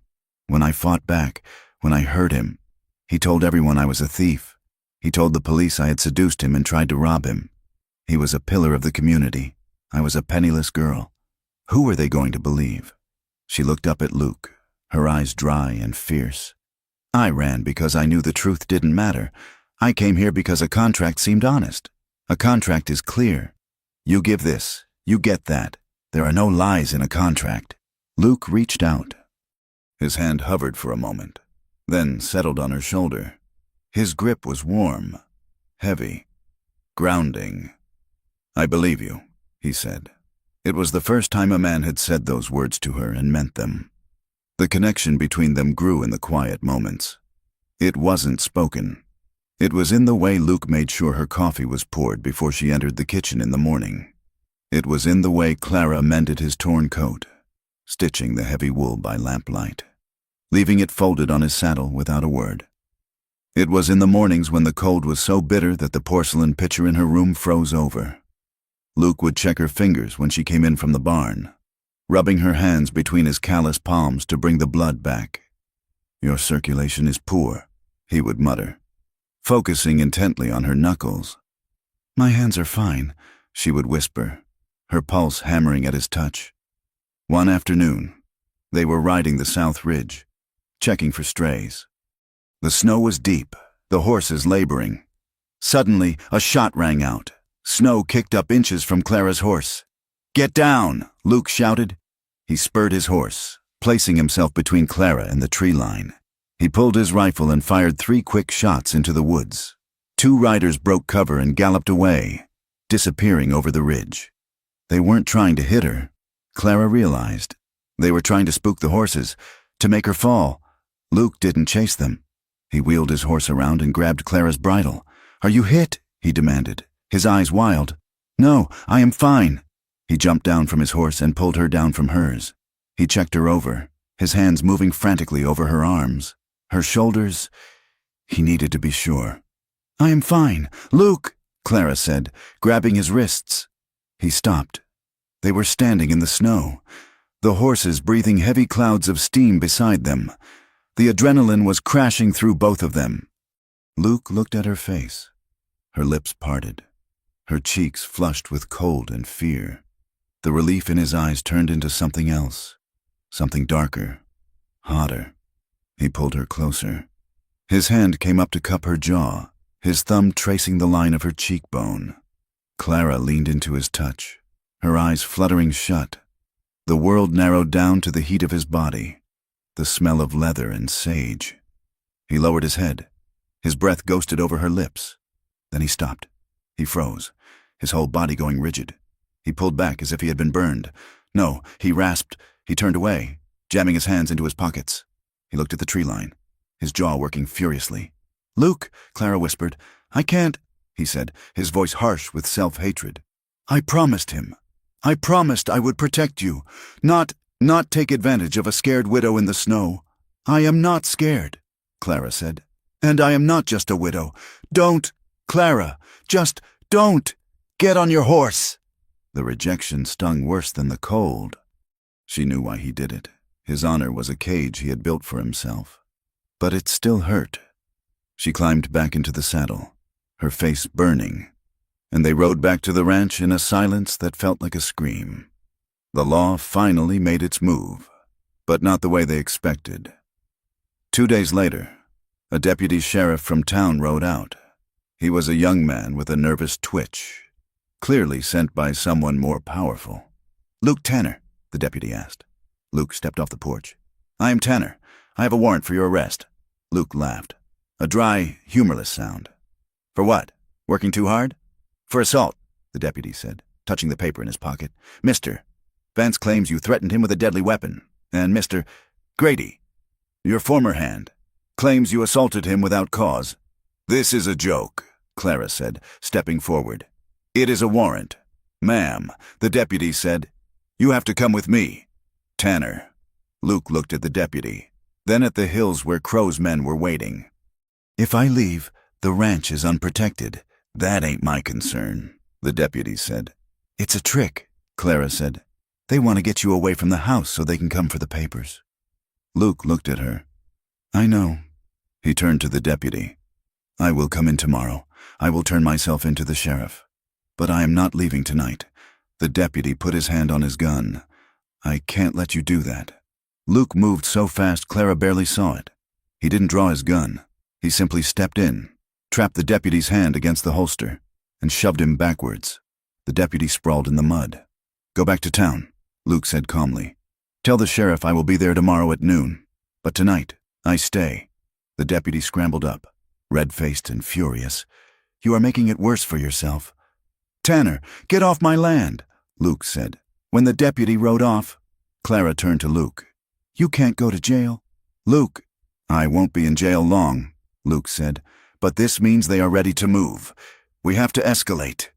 "Escalate how?" "The hearing for the will is on Thursday.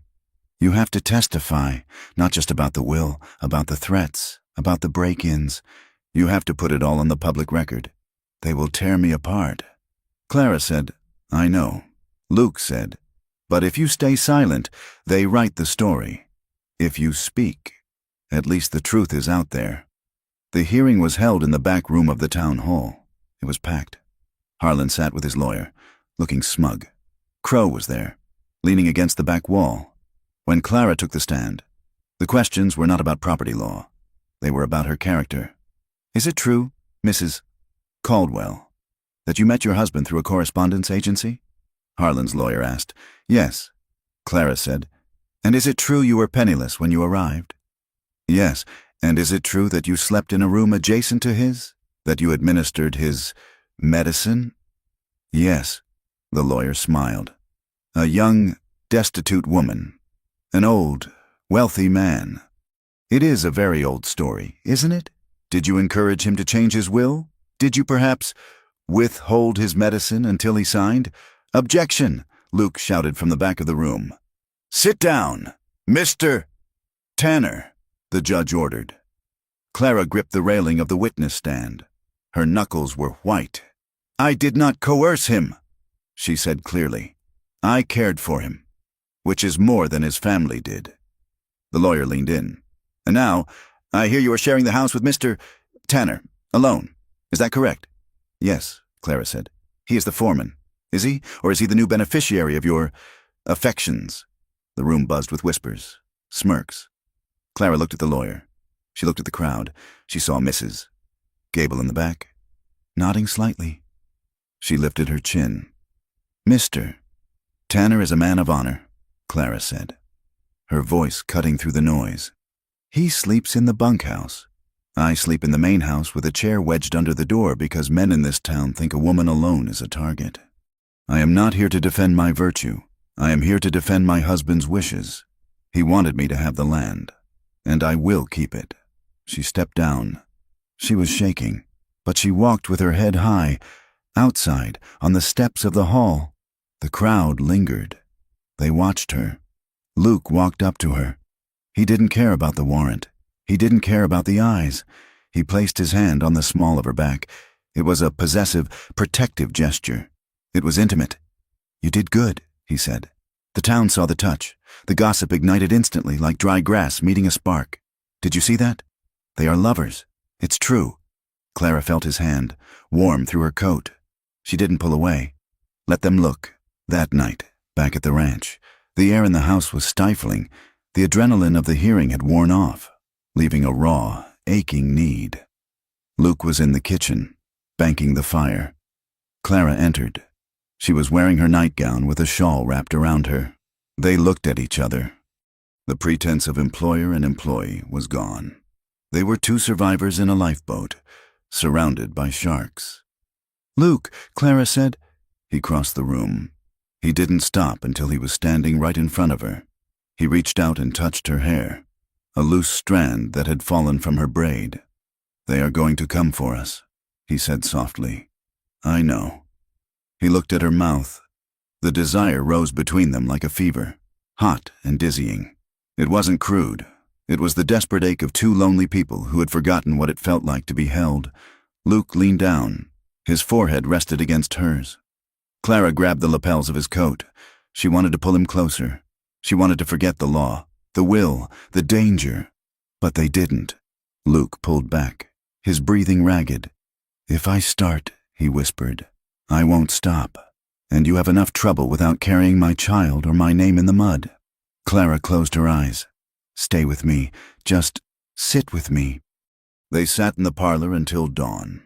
Clara on the sofa, Luke in the chair with his gun on his lap, watching the door, while the space between them vibrated with everything they didn't do.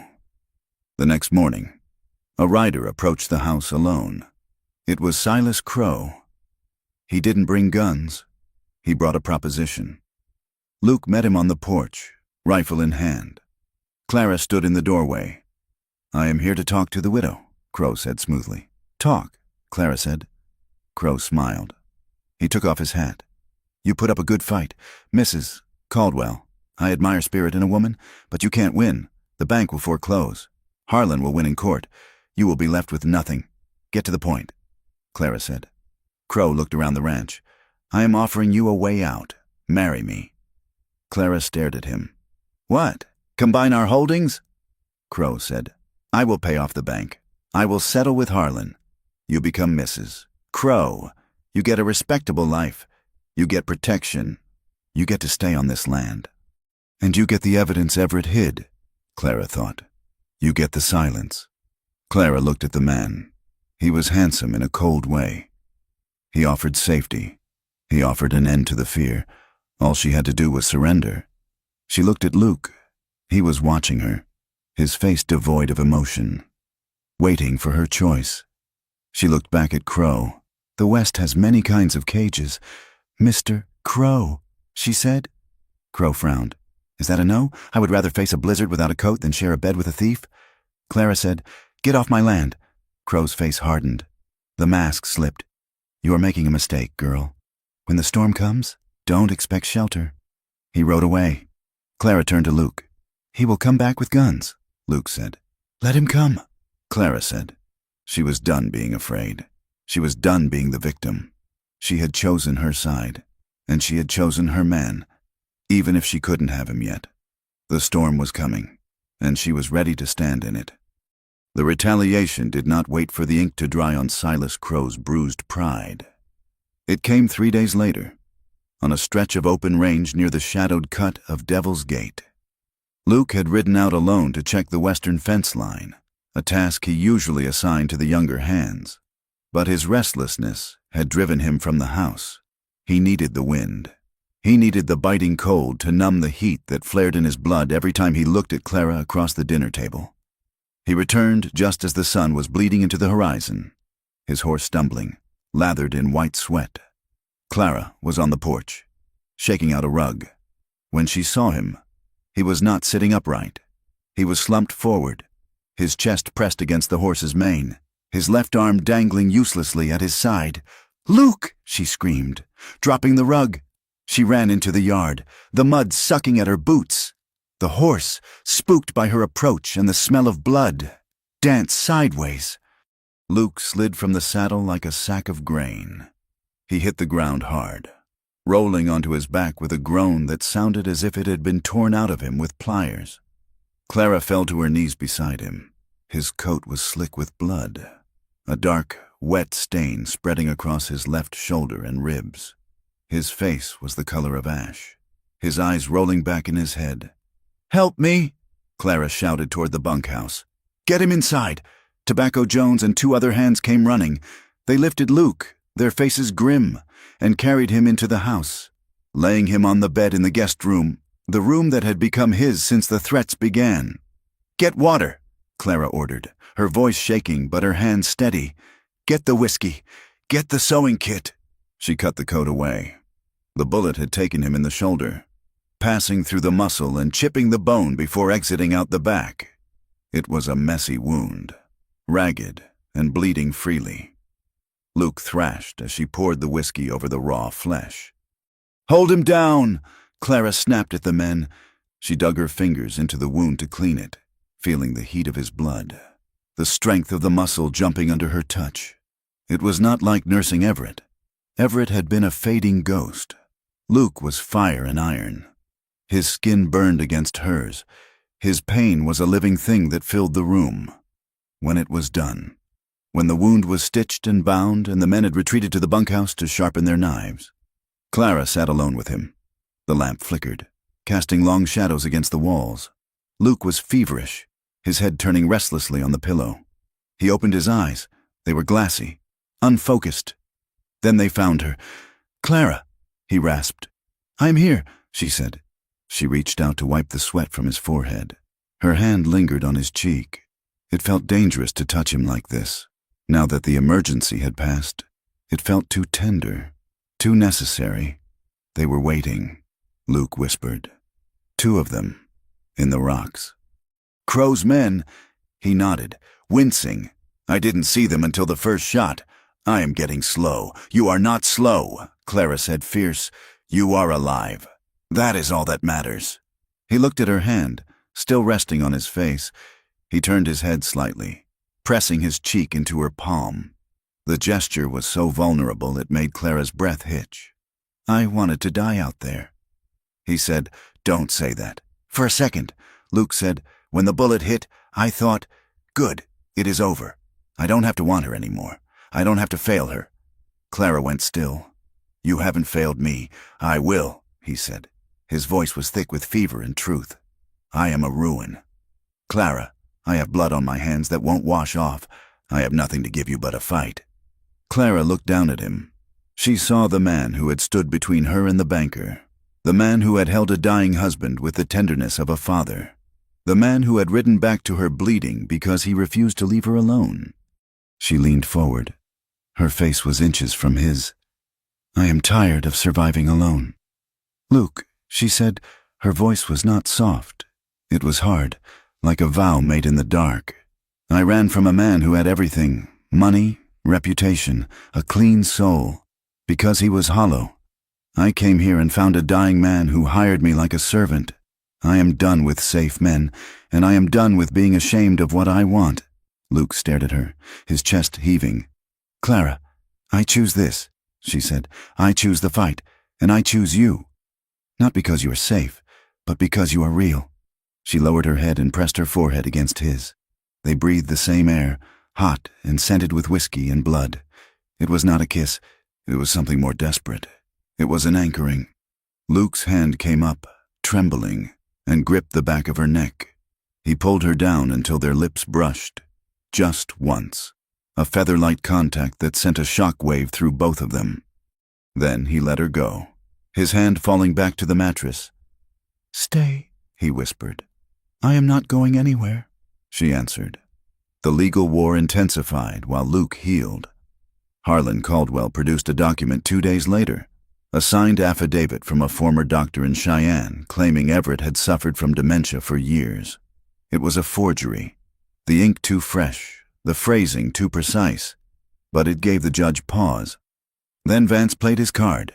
He filed a lien against the cattle, claiming Everett had taken a second loan off the books, a phantom debt of $2,000 that existed only in Vance's private ledger. They are closing the net, Luke said, sitting up in bed, his shoulders stiff but healing. We need to use the packet, Clara said. We can't wait anymore. But who do we take it to? Luke asked. The sheriff is in Crow's pocket. The local judge drinks with Harlan. There is a territorial judge in Laramie. Clara said, Judge Miller. I read about him in the paper. They say he hanged his own brother for rustling. He is honest. It's a 3-day ride, Luke said. Then we ride. Clara said, but before they could leave, the enemy struck at their witnesses. Clara rode into town to visit Reverend Thomas, the preacher who had witnessed the will.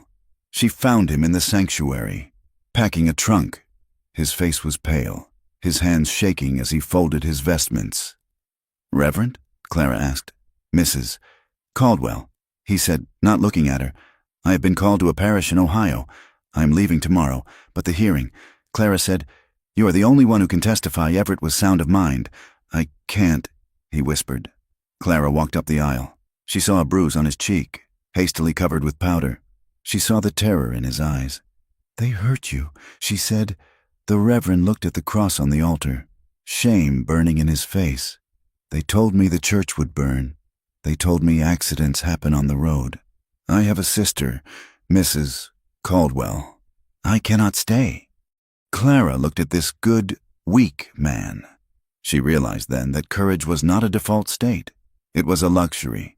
It cost something. Go, she said quietly. I won't stop you. Luke was not idle while Clara was in town. He had found Timmy, the stable boy who had worked for the doctor. He found him hiding in the hayloft of the livery, terrified. Luke didn't threaten him. He sat down in the hay and offered the boy an apple. "Tell me about the medicine." "Timmy," Luke said gently. "I didn't mean to." The boy sobbed. "The man gave me a silver dollar. He said it was a special tonic. He said it would help Mr. Caldwell sleep." "What man?" "The man with the scar. The one who rides for Mr. Crow." Luke nodded. He reached into his pocket and pulled out a small glass vial he had found in the muck behind the barn. The one Clara had noted was missing. "Is this the bottle?" Timmy nodded. Luke stood up. "You are going to tell that to a judge." "Timmy, and then I'm going to put you on a train to your aunt in Denver. And you are never coming back to this town." The suspicion of murder had hardened into fact. They weren't just fighting for land anymore. They were fighting a killer who had bought the law. Then the weather turned. Winter broke not with a gentle thaw, but with violence. The temperature spiked, and the massive snowpack in the mountains melted all at once. The creeks swelled into roaring brown rivers. The ground turned to soup. The landscape itself became an enemy, indifferent and overwhelming. The bitter creek burst its banks. The lower pasture, where the calves were kept, began to flood. Clara and Luke rode out into the rain. It was a deluge, cold and relentless. The water was rising fast, dark and churning with debris, logs, pieces of fence, dead brush. "We have to cut the wire," Luke shouted over the roar of the water. "Let them run for high ground." They worked side by side, soaked to the bone. Luke used wire cutters. Clara used an axe to smash the posts. The cattle were panicking, bawling in the mud, their eyes rolling white. Clara swung the axe, shivering violently. She was exhausted. Her boots slipped in the mud. She struck a post, and the wood splintered. As the fence gave way, a surge of water, dammed up by the debris, broke through. It hit Clara like a physical blow. She was swept off her feet. The cold water swallowed her instantly, heavy and suffocating. She tumbled over and over, the mud filling her mouth, the current dragging her toward the main channel of the creek. "Clara!" She heard Luke scream, a sound of pure terror. She clawed at the mud, but there was nothing to hold on to. The water dragged her under. She hit a submerged log, the pain sharp in her ribs. Then a hand grabbed the back of her coat. It was a grip of steel. Luke had thrown himself into the water, abandoning his horse.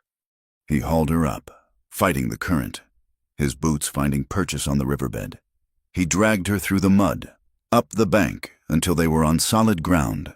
He collapsed, pulling her on top of him.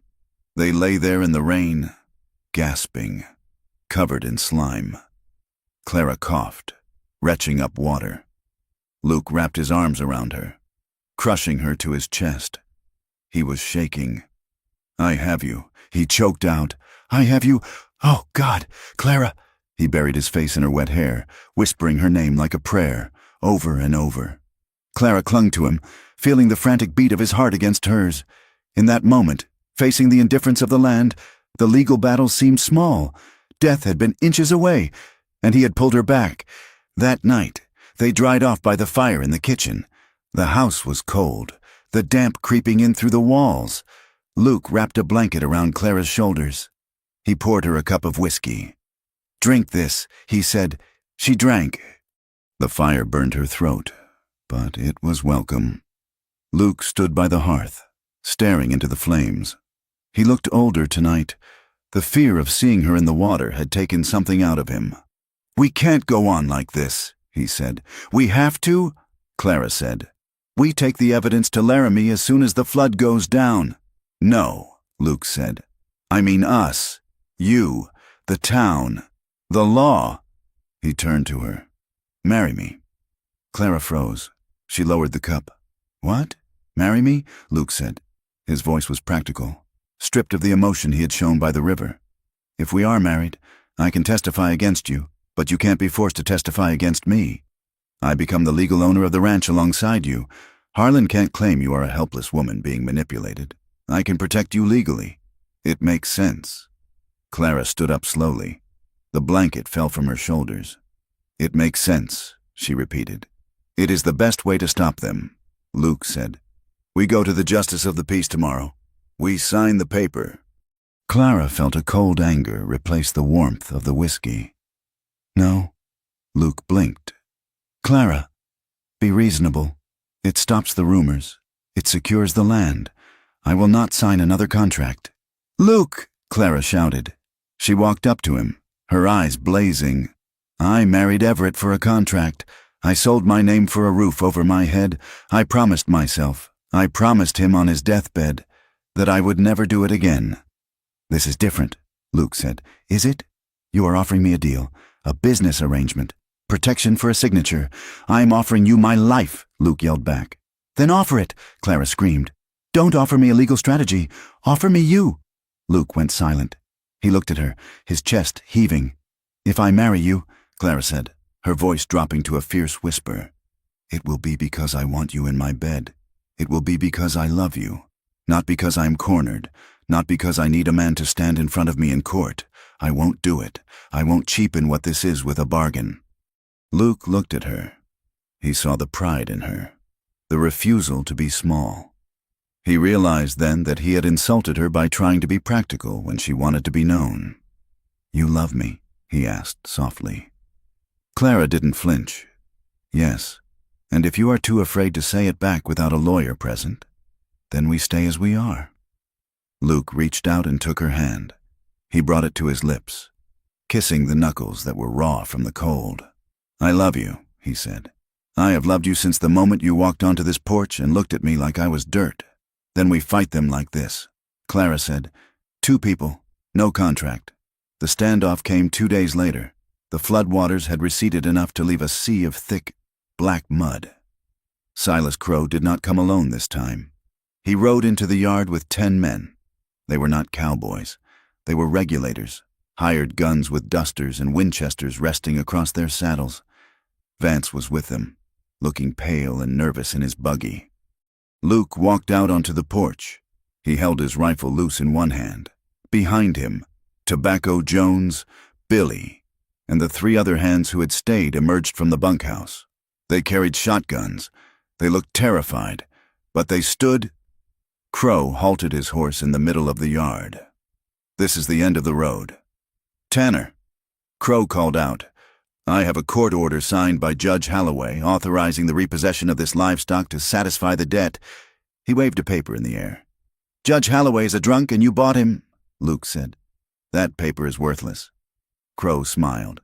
It is good enough for the sheriff, and since the sheriff is busy, he deputized my men to enforce it. Stand aside, or we will remove you by force. Luke jacked around into the chamber of his rifle. The sound was loud in the quiet yard. You will have to kill us all. Crow. Crow's smile vanished. If that is what it takes. Wait! Clara stepped out onto the porch. She held Everett's ledger in her hand. She walked past Luke, down the steps, into the mud. Clara, get back! Luke shouted. She ignored him. She walked until she was 10 feet from Crow's horse. She held up the black book. Do you know what this is, Silas? She asked. Her voice was steady, projecting across the yard. Crow's eyes flicked to the book. He recognized it. His face went gray. It is Everett's private ledger. Clara said, it details the 50 head of cattle you stole from the Turner Ranch. It lists the dates, the brand alterations, and the bribes you paid to the transport captain. Crow's hand drifted toward his gun. That is a lie. It is all here, Clara shouted, turning to face Crow's men. And the letters from the bank proving fraud. She looked at the hired guns. You men are here for a paycheck, but if you fire on us, you are accomplices to federal land fraud and murder. This book goes to Judge Miller in Laramie. If you ride away now, your names stay out of it. If you stay, you hang with him. The hired men glanced at each other. They were mercenaries, not martyrs. They saw the book. They saw the resolve in the woman's face. Shoot her! Crow screamed. Shoot her now! One of the men, a nervous drifter with a twitchy finger, panicked. He raised his rifle. No! Luke roared. He fired. The yard exploded into chaos. Luke's shot took the drifter in the chest, knocking him from his saddle. But the man's rifle went off as he fell. The bullet went wide of Clara. It hit Billy, the young ranch hand standing by the bunkhouse. Billy crumpled. his shotgun falling into the mud. "Billy!" Tobacco Jones screamed. The ranch hands opened fire. The yard filled with smoke and the screams of horses. Crow's men returned fire, but their heart wasn't in it. They spurred their horses, scattering toward the gate. Crow tried to turn his horse. Luke was running through the mud, ignoring the bullets kicking up dirt around him. He didn't fire again. He reached Crow's horse, grabbed the bridle, and jerked the animal's head down. Crow fell into the muck. He scrambled for his gun, but Luke was on him. Luke kicked the pistol away. He grabbed Crow by the lapels of his expensive coat and hauled him up. Luke's face was a mask of fury. He drew back his fist and smashed it into Crow's nose. Bone crunched. Crow went down. Luke pulled his revolver. He aimed it at Crow's head. His finger tightened on the trigger. "Luke!" Clara screamed. She was kneeling in the mud beside Billy. Luke froze. He looked at Crow, bleeding and whimpering in the dirt. He looked at Clara. "Don't kill him!" Clara yelled. "We need him alive. If you kill him, the truth dies." Luke stood there, chest heaving, the gun shaking in his hand. He wanted to end it. He wanted to wipe the stain of this man from the earth. But he looked at Billy. The boy was motionless. Tobacco Jones was weeping over him. The cost had been paid. Luke lowered the gun. He spat on the ground next to Crow. "Don't move," he snarled. He turned and ran to Clara. Billy was dead. The stray bullet had taken him in the throat. He looked very young in the gray light. Clara was holding Billy's hand, tears streaming down her face mixed with mud. "I am sorry," she whispered. "I am so sorry." Luke knelt beside her. He put a hand on Billy's chest. The grief hit him like a hammer. This was the boy he had threatened to fire for disrespecting Clara. This was the boy who had stood with them when it mattered. "He is gone," Luke said. His voice was hollow. Clara looked up. Her eyes were hard now. The sorrow was there, but behind it was a cold, terrifying clarity. "This ends tonight," she said. She stood up. She wiped the mud from her face. "Get the horses. Luke, we are not waiting for the judge to come to us. We are taking them to Laramie." "Crow?" Luke asked. "Crow, Vance, all of them. Tie them up. Throw them in the wagon. We ride through the night, but the floods—" "I don't care about the floods," Clara shouted. "They killed a boy. They poisoned my husband. I'm going to drag them to the steps of the courthouse, and I am going to watch the law do its job." Luke looked at her. He saw the woman who had arrived with a carpetbag and a Bible. She was gone. In her place was a force of nature. He nodded. "Tie them up," he ordered the surviving hands. They bound Silas Crow and the banker, throwing them into the back of the buckboard wagon like sacks of feed. Luke hitched the team. Clara climbed onto the seat beside him. She held the ledger in her lap. They rode out of the gate as the sun went down. The sky was purple and bruised. The mud sucked at the wheels. It was a victory, but it tasted like ash. They had won the standoff, but they had lost a life. And as they headed toward the mountains, toward the law, they both knew that powerful men like Silas Crow did not fall easily. He would bite and claw all the way down. But Clara reached out and took Luke's hand. He gripped it tight. They did not speak.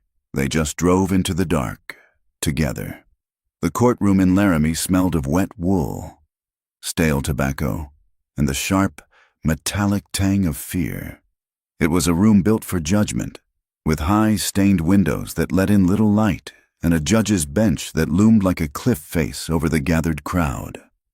Judge Miller was a man carved from granite, with a beard the color of iron filings and eyes that had seen every variation of human greed the territory had to offer. He sat in silence as the defense attorney for Silas Crow paced the floor.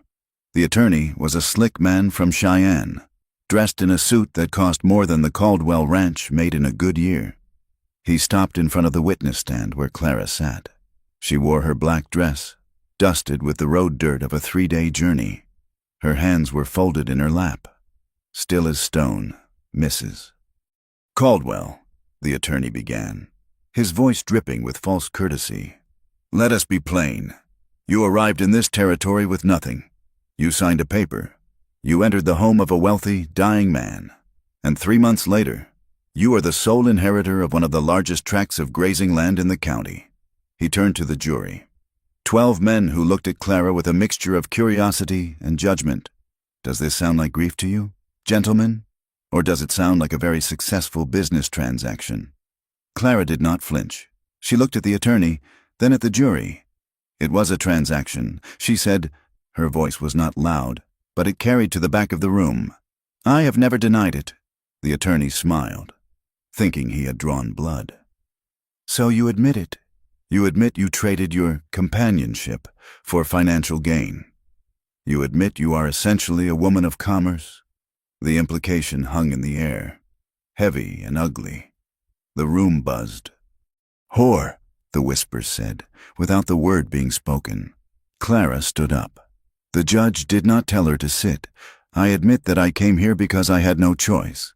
Clara said, "I admit I signed a contract because the world does not give safety to women who do not have money or a husband, but I did not trade my body. I traded my strength." She leaned forward, gripping the railing. "I washed his sheets when he coughed up blood. I held him when he cried from fear in the middle of the night. I protected his dignity when his own blood relatives were circling like buzzards, waiting for him to rot. You call it commerce, sir. I call it mercy, and I am not ashamed of it. I am not a thing you can paint with your dirty brush to hide the crimes of your client." The courtroom went silent. The attorney opened his mouth, but Clara was not finished. "You ask about my respectability? I stood in a flood to save cattle that weren't mine. I faced guns to protect a legacy that isn't mine. My hands are clean. Can Mr. Crow say the same?" She sat down. The attorney blinked, his rhythm broken. "No more questions," he muttered. Luke took the stand next. He looked out of place in the sterile room, his shoulder bandaged under a stiff coat, his face dark from the sun. He did not try to charm the jury. He spoke in short, flat sentences. "Did you shoot Mr. Crow's employee?" the prosecutor asked. "I did," Luke said. "Why?" "Because he shot a boy named Billy, who was 19 years old and holding a shotgun he didn't know how to use. Because they came onto Caldwell land with the intent to kill, you took the law into your own hands. Mr. Tanner." Luke looked at the judge. The law was not there. "Your Honor, the law was 30 miles away, bought and paid for by the man sitting at the defense table. I did what I had to do. If that makes me a criminal, then lock me up. But do not call it murder. It was war." The testimony dragged on for 2 days. The defense tried to bury the truth under mounds of procedure and objection, but the weight of the evidence Clara and Luke had brought was too heavy to shift. The turning point came when the stable boy, Timmy, took the stand. He was trembling, his feet barely touching the floor. Under gentle questioning from the prosecutor, he told the story of the silver dollar, the man with the scar, and the medicine that smelled like copper. Then, the doors at the back of the room opened. A hush fell over the crowd. Reverend Thomas walked in. He looked tired, his coat dusty, but his head was high. He walked to the front of the room. "I was told to leave," he told the court when he was sworn in. "I was told my church would burn if I spoke, but I cannot sleep. Your Honor, I cannot sleep knowing a lie is standing in the place of the truth." He looked at Harlan Caldwell, who was sitting in the front row, sweating. Everett Caldwell was of sound mind. The Reverend said, "He knew exactly what he was doing. He told me, this woman is the only honest thing in my life, and I will not let them destroy her. He signed that will with a steady hand, and he did it with love." The unraveling was fast after that. The judge, a man with no patience for bullies, read the black ledger Clara had presented. He read the letters from the bank. When he finally banged his gavel, the sound cracked through the room like a gunshot. "The will stands. Judge Miller ruled. The claims of debt against the estate are dismissed as fraudulent. Mr. Crow, you are remanded to custody pending federal charges for land fraud and conspiracy to commit murder. Mr. Vance, the Banking Commission will be hearing from this court regarding your practices." It was not a triumph. There were no cheers. There was only a heavy, exhausting sense of gravity. Justice had arrived, but it had arrived late, and it had cost them dearly. Crow was led away in irons, his face a mask of hate. Vance was weeping softly, but Harlan Caldwell was gone. In the chaos of the verdict, he had slipped out the side door, unnoticed. The ride back to the ranch took 3 days. They rode in silence for long stretches, the adrenaline of the trial fading into a deep, bone-weary ache. They arrived at the gate just as the sun was setting, painting the snow-capped peaks in shades of violet and blood. The ranch looked peaceful. The smoke rose from the chimney in a straight gray line, but something was wrong. Luke pulled his horse up. He sniffed the air. The horses. He said the corral was empty. The gate was swinging open in the wind. "Stay here," Luke ordered, pulling his rifle from the scabbard. "I am not staying here," Clara said, drawing the pistol from her coat pocket. They rode into the yard slowly. The silence was absolute. No dog barked. No cook came out to greet them. They dismounted near the porch. Luke signaled for Clara to go around the back. He stepped onto the porch, the boards creaking under his weight. He kicked the front door open. "Harlan!" he shouted. "Come out!" There was no answer. Luke moved into the hallway. His rifle raised. The house was trashed. Furniture was overturned. Books were pulled from the shelves, their pages ripped out and scattered like snow. Luke checked the parlor. Empty. He checked the kitchen. He found Silas, the cook, tied to a chair, a gag in his mouth. He was unconscious, a nasty bruise blooming on his temple, but he was breathing. Luke cut the ropes. Silas groaned, his eyes fluttering open. "Harlan," Luke asked, urgent. "Barn," Silas wheezed. "He has lamp oil. Said he would burn it all down." Luke turned to run, but a scream stopped him. It was Clara. Clara had circled the house to the back door. She saw the flicker of light in the barn, the orange glow of a lantern moving in the gloom. She ran toward it, her boots slipping in the mud. She slipped through the side door of the barn, the smell of dry hay and kerosene hitting her instantly. Harlan was there. He was standing in the center of the aisle, holding a lantern in one hand and a torch in the other. He had splashed oil over the stalls, over the winter feed. "You took it all," he was shouting at the empty air, his voice high and cracked. "You took my birthright." "Harlan!" Clara shouted. He spun around. His face was twisted, unrecognizable. He looked like a man who had stared into the sun until he went blind. "You," he hissed. "The witch. Put the torch down. Harlan, it is over. The judge ruled. The judge is a fool," Harlan screamed. "This is my land. My blood built this. If I can't have it, no one has it." He lowered the torch toward the oil-soaked hay. Clara raised her pistol. Her hand was shaking, but she remembered the lessons. "Tuck it in tight. Squeeze. Don't pull. Stop," she yelled. Harlan laughed. "You won't shoot. You are a girl. You are a—" Clara fired. She didn't aim for him. She aimed for the lantern in his left hand. The bullet shattered the glass. The lantern exploded, spraying hot oil over Harlan's coat. He screamed, dropping the torch. The fire caught his sleeve. He flailed, slapping at the flames, stumbling back. The torch hit the ground, igniting a line of hay. Clara ran forward. She grabbed a horse blanket from the rail and threw it over the hay, stomping on the flames.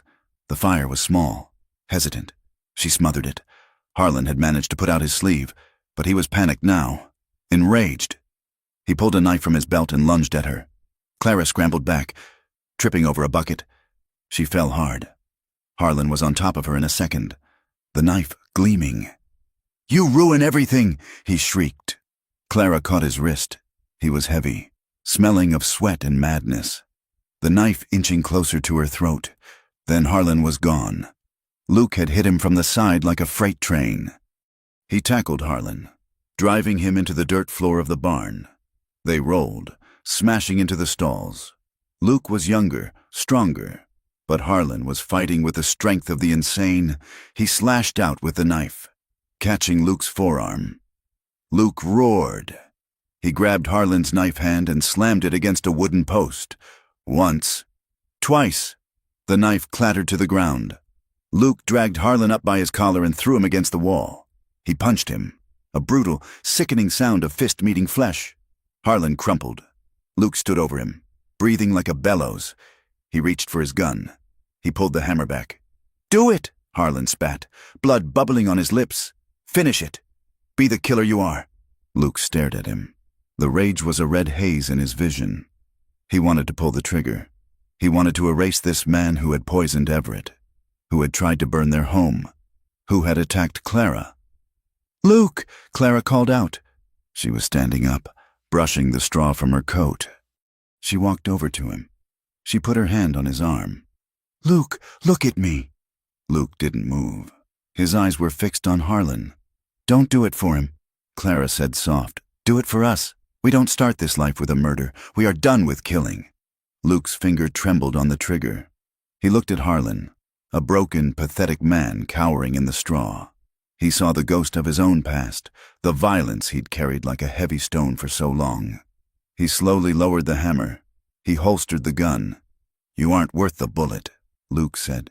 He reached down, grabbed Harlan by the scruff of his neck, and dragged him toward the door. "Get some rope," he told Clara. "We are taking him to town." The aftermath was quiet. They turned Harlan over to the sheriff, who was much more cooperative now that Judge Miller's ruling was public knowledge. They returned to the ranch to bury their dead. They buried Billy on a small rise overlooking the creek, next to where Everett lay. It was a simple service. Clara read from her worn Bible. Tobacco Jones stood with his hat in his hands, weeping openly. Clara paid for a headstone out of her own money. William Billy Graves, 1868 to 1888. He stood his ground.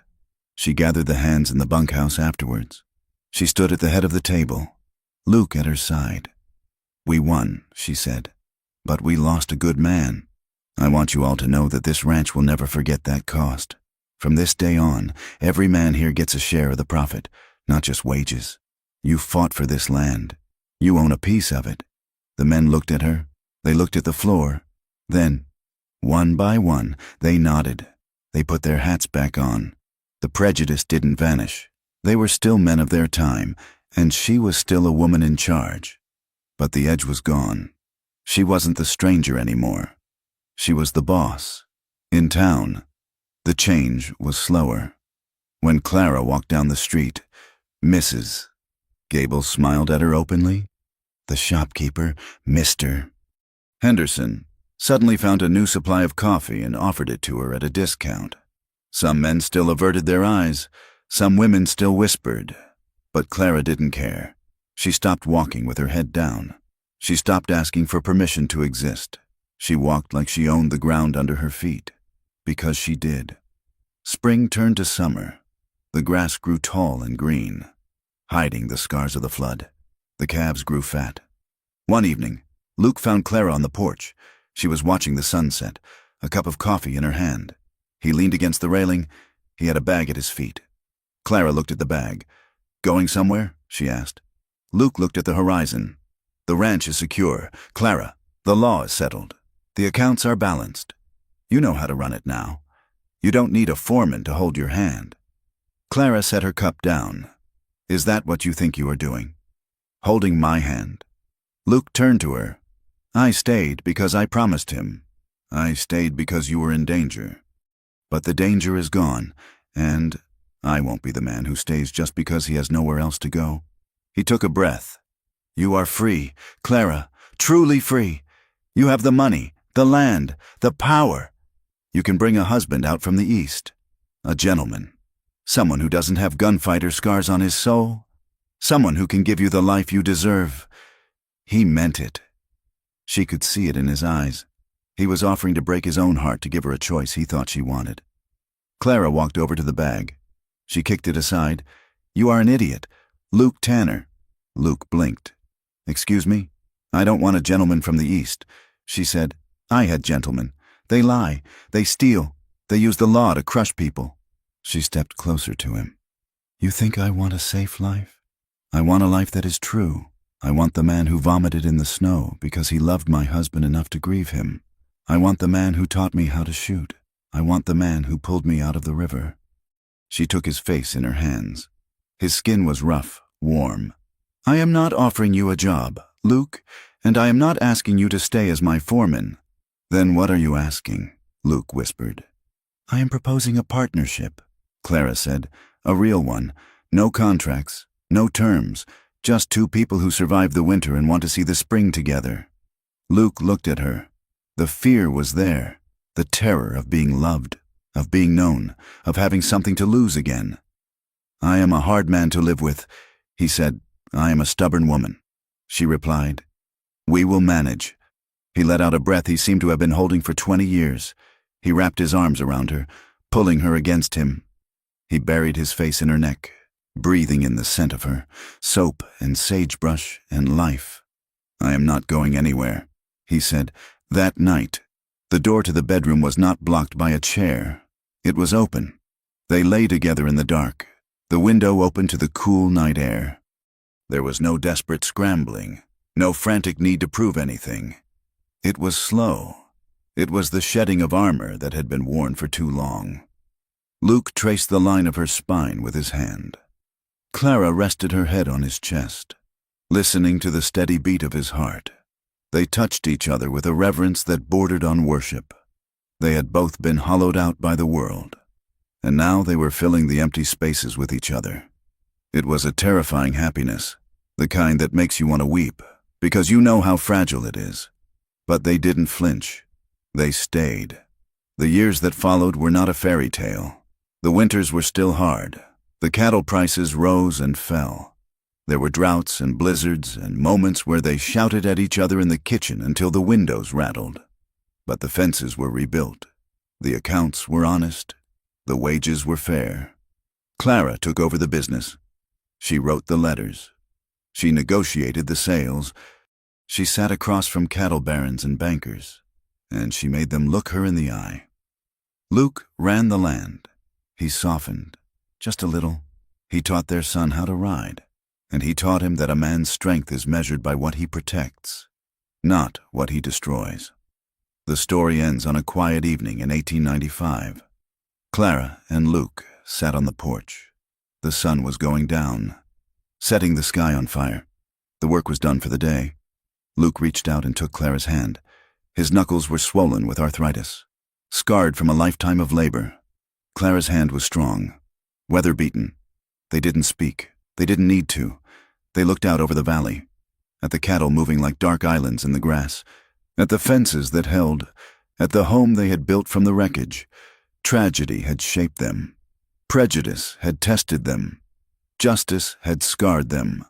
But as the first star appeared in the vast western sky, they knew the truth. They had outlasted the wild. And they had done it together. Thank you for listening to this story. I hope the journey of Clara and Luke resonated with you, a tale of grit, survival, and the hard-won love of the American frontier. I would love to know where you are listening from today. Please leave a comment below sharing your location and your thoughts on the ending. Did Clara make the right choice? If you enjoyed this story, please subscribe to From Wild West for more tales of the frontier, where history and heart collide. Share your thoughts in English in the comments. I read every single one. Until next time, keep your powder dry and your eyes on the horizon.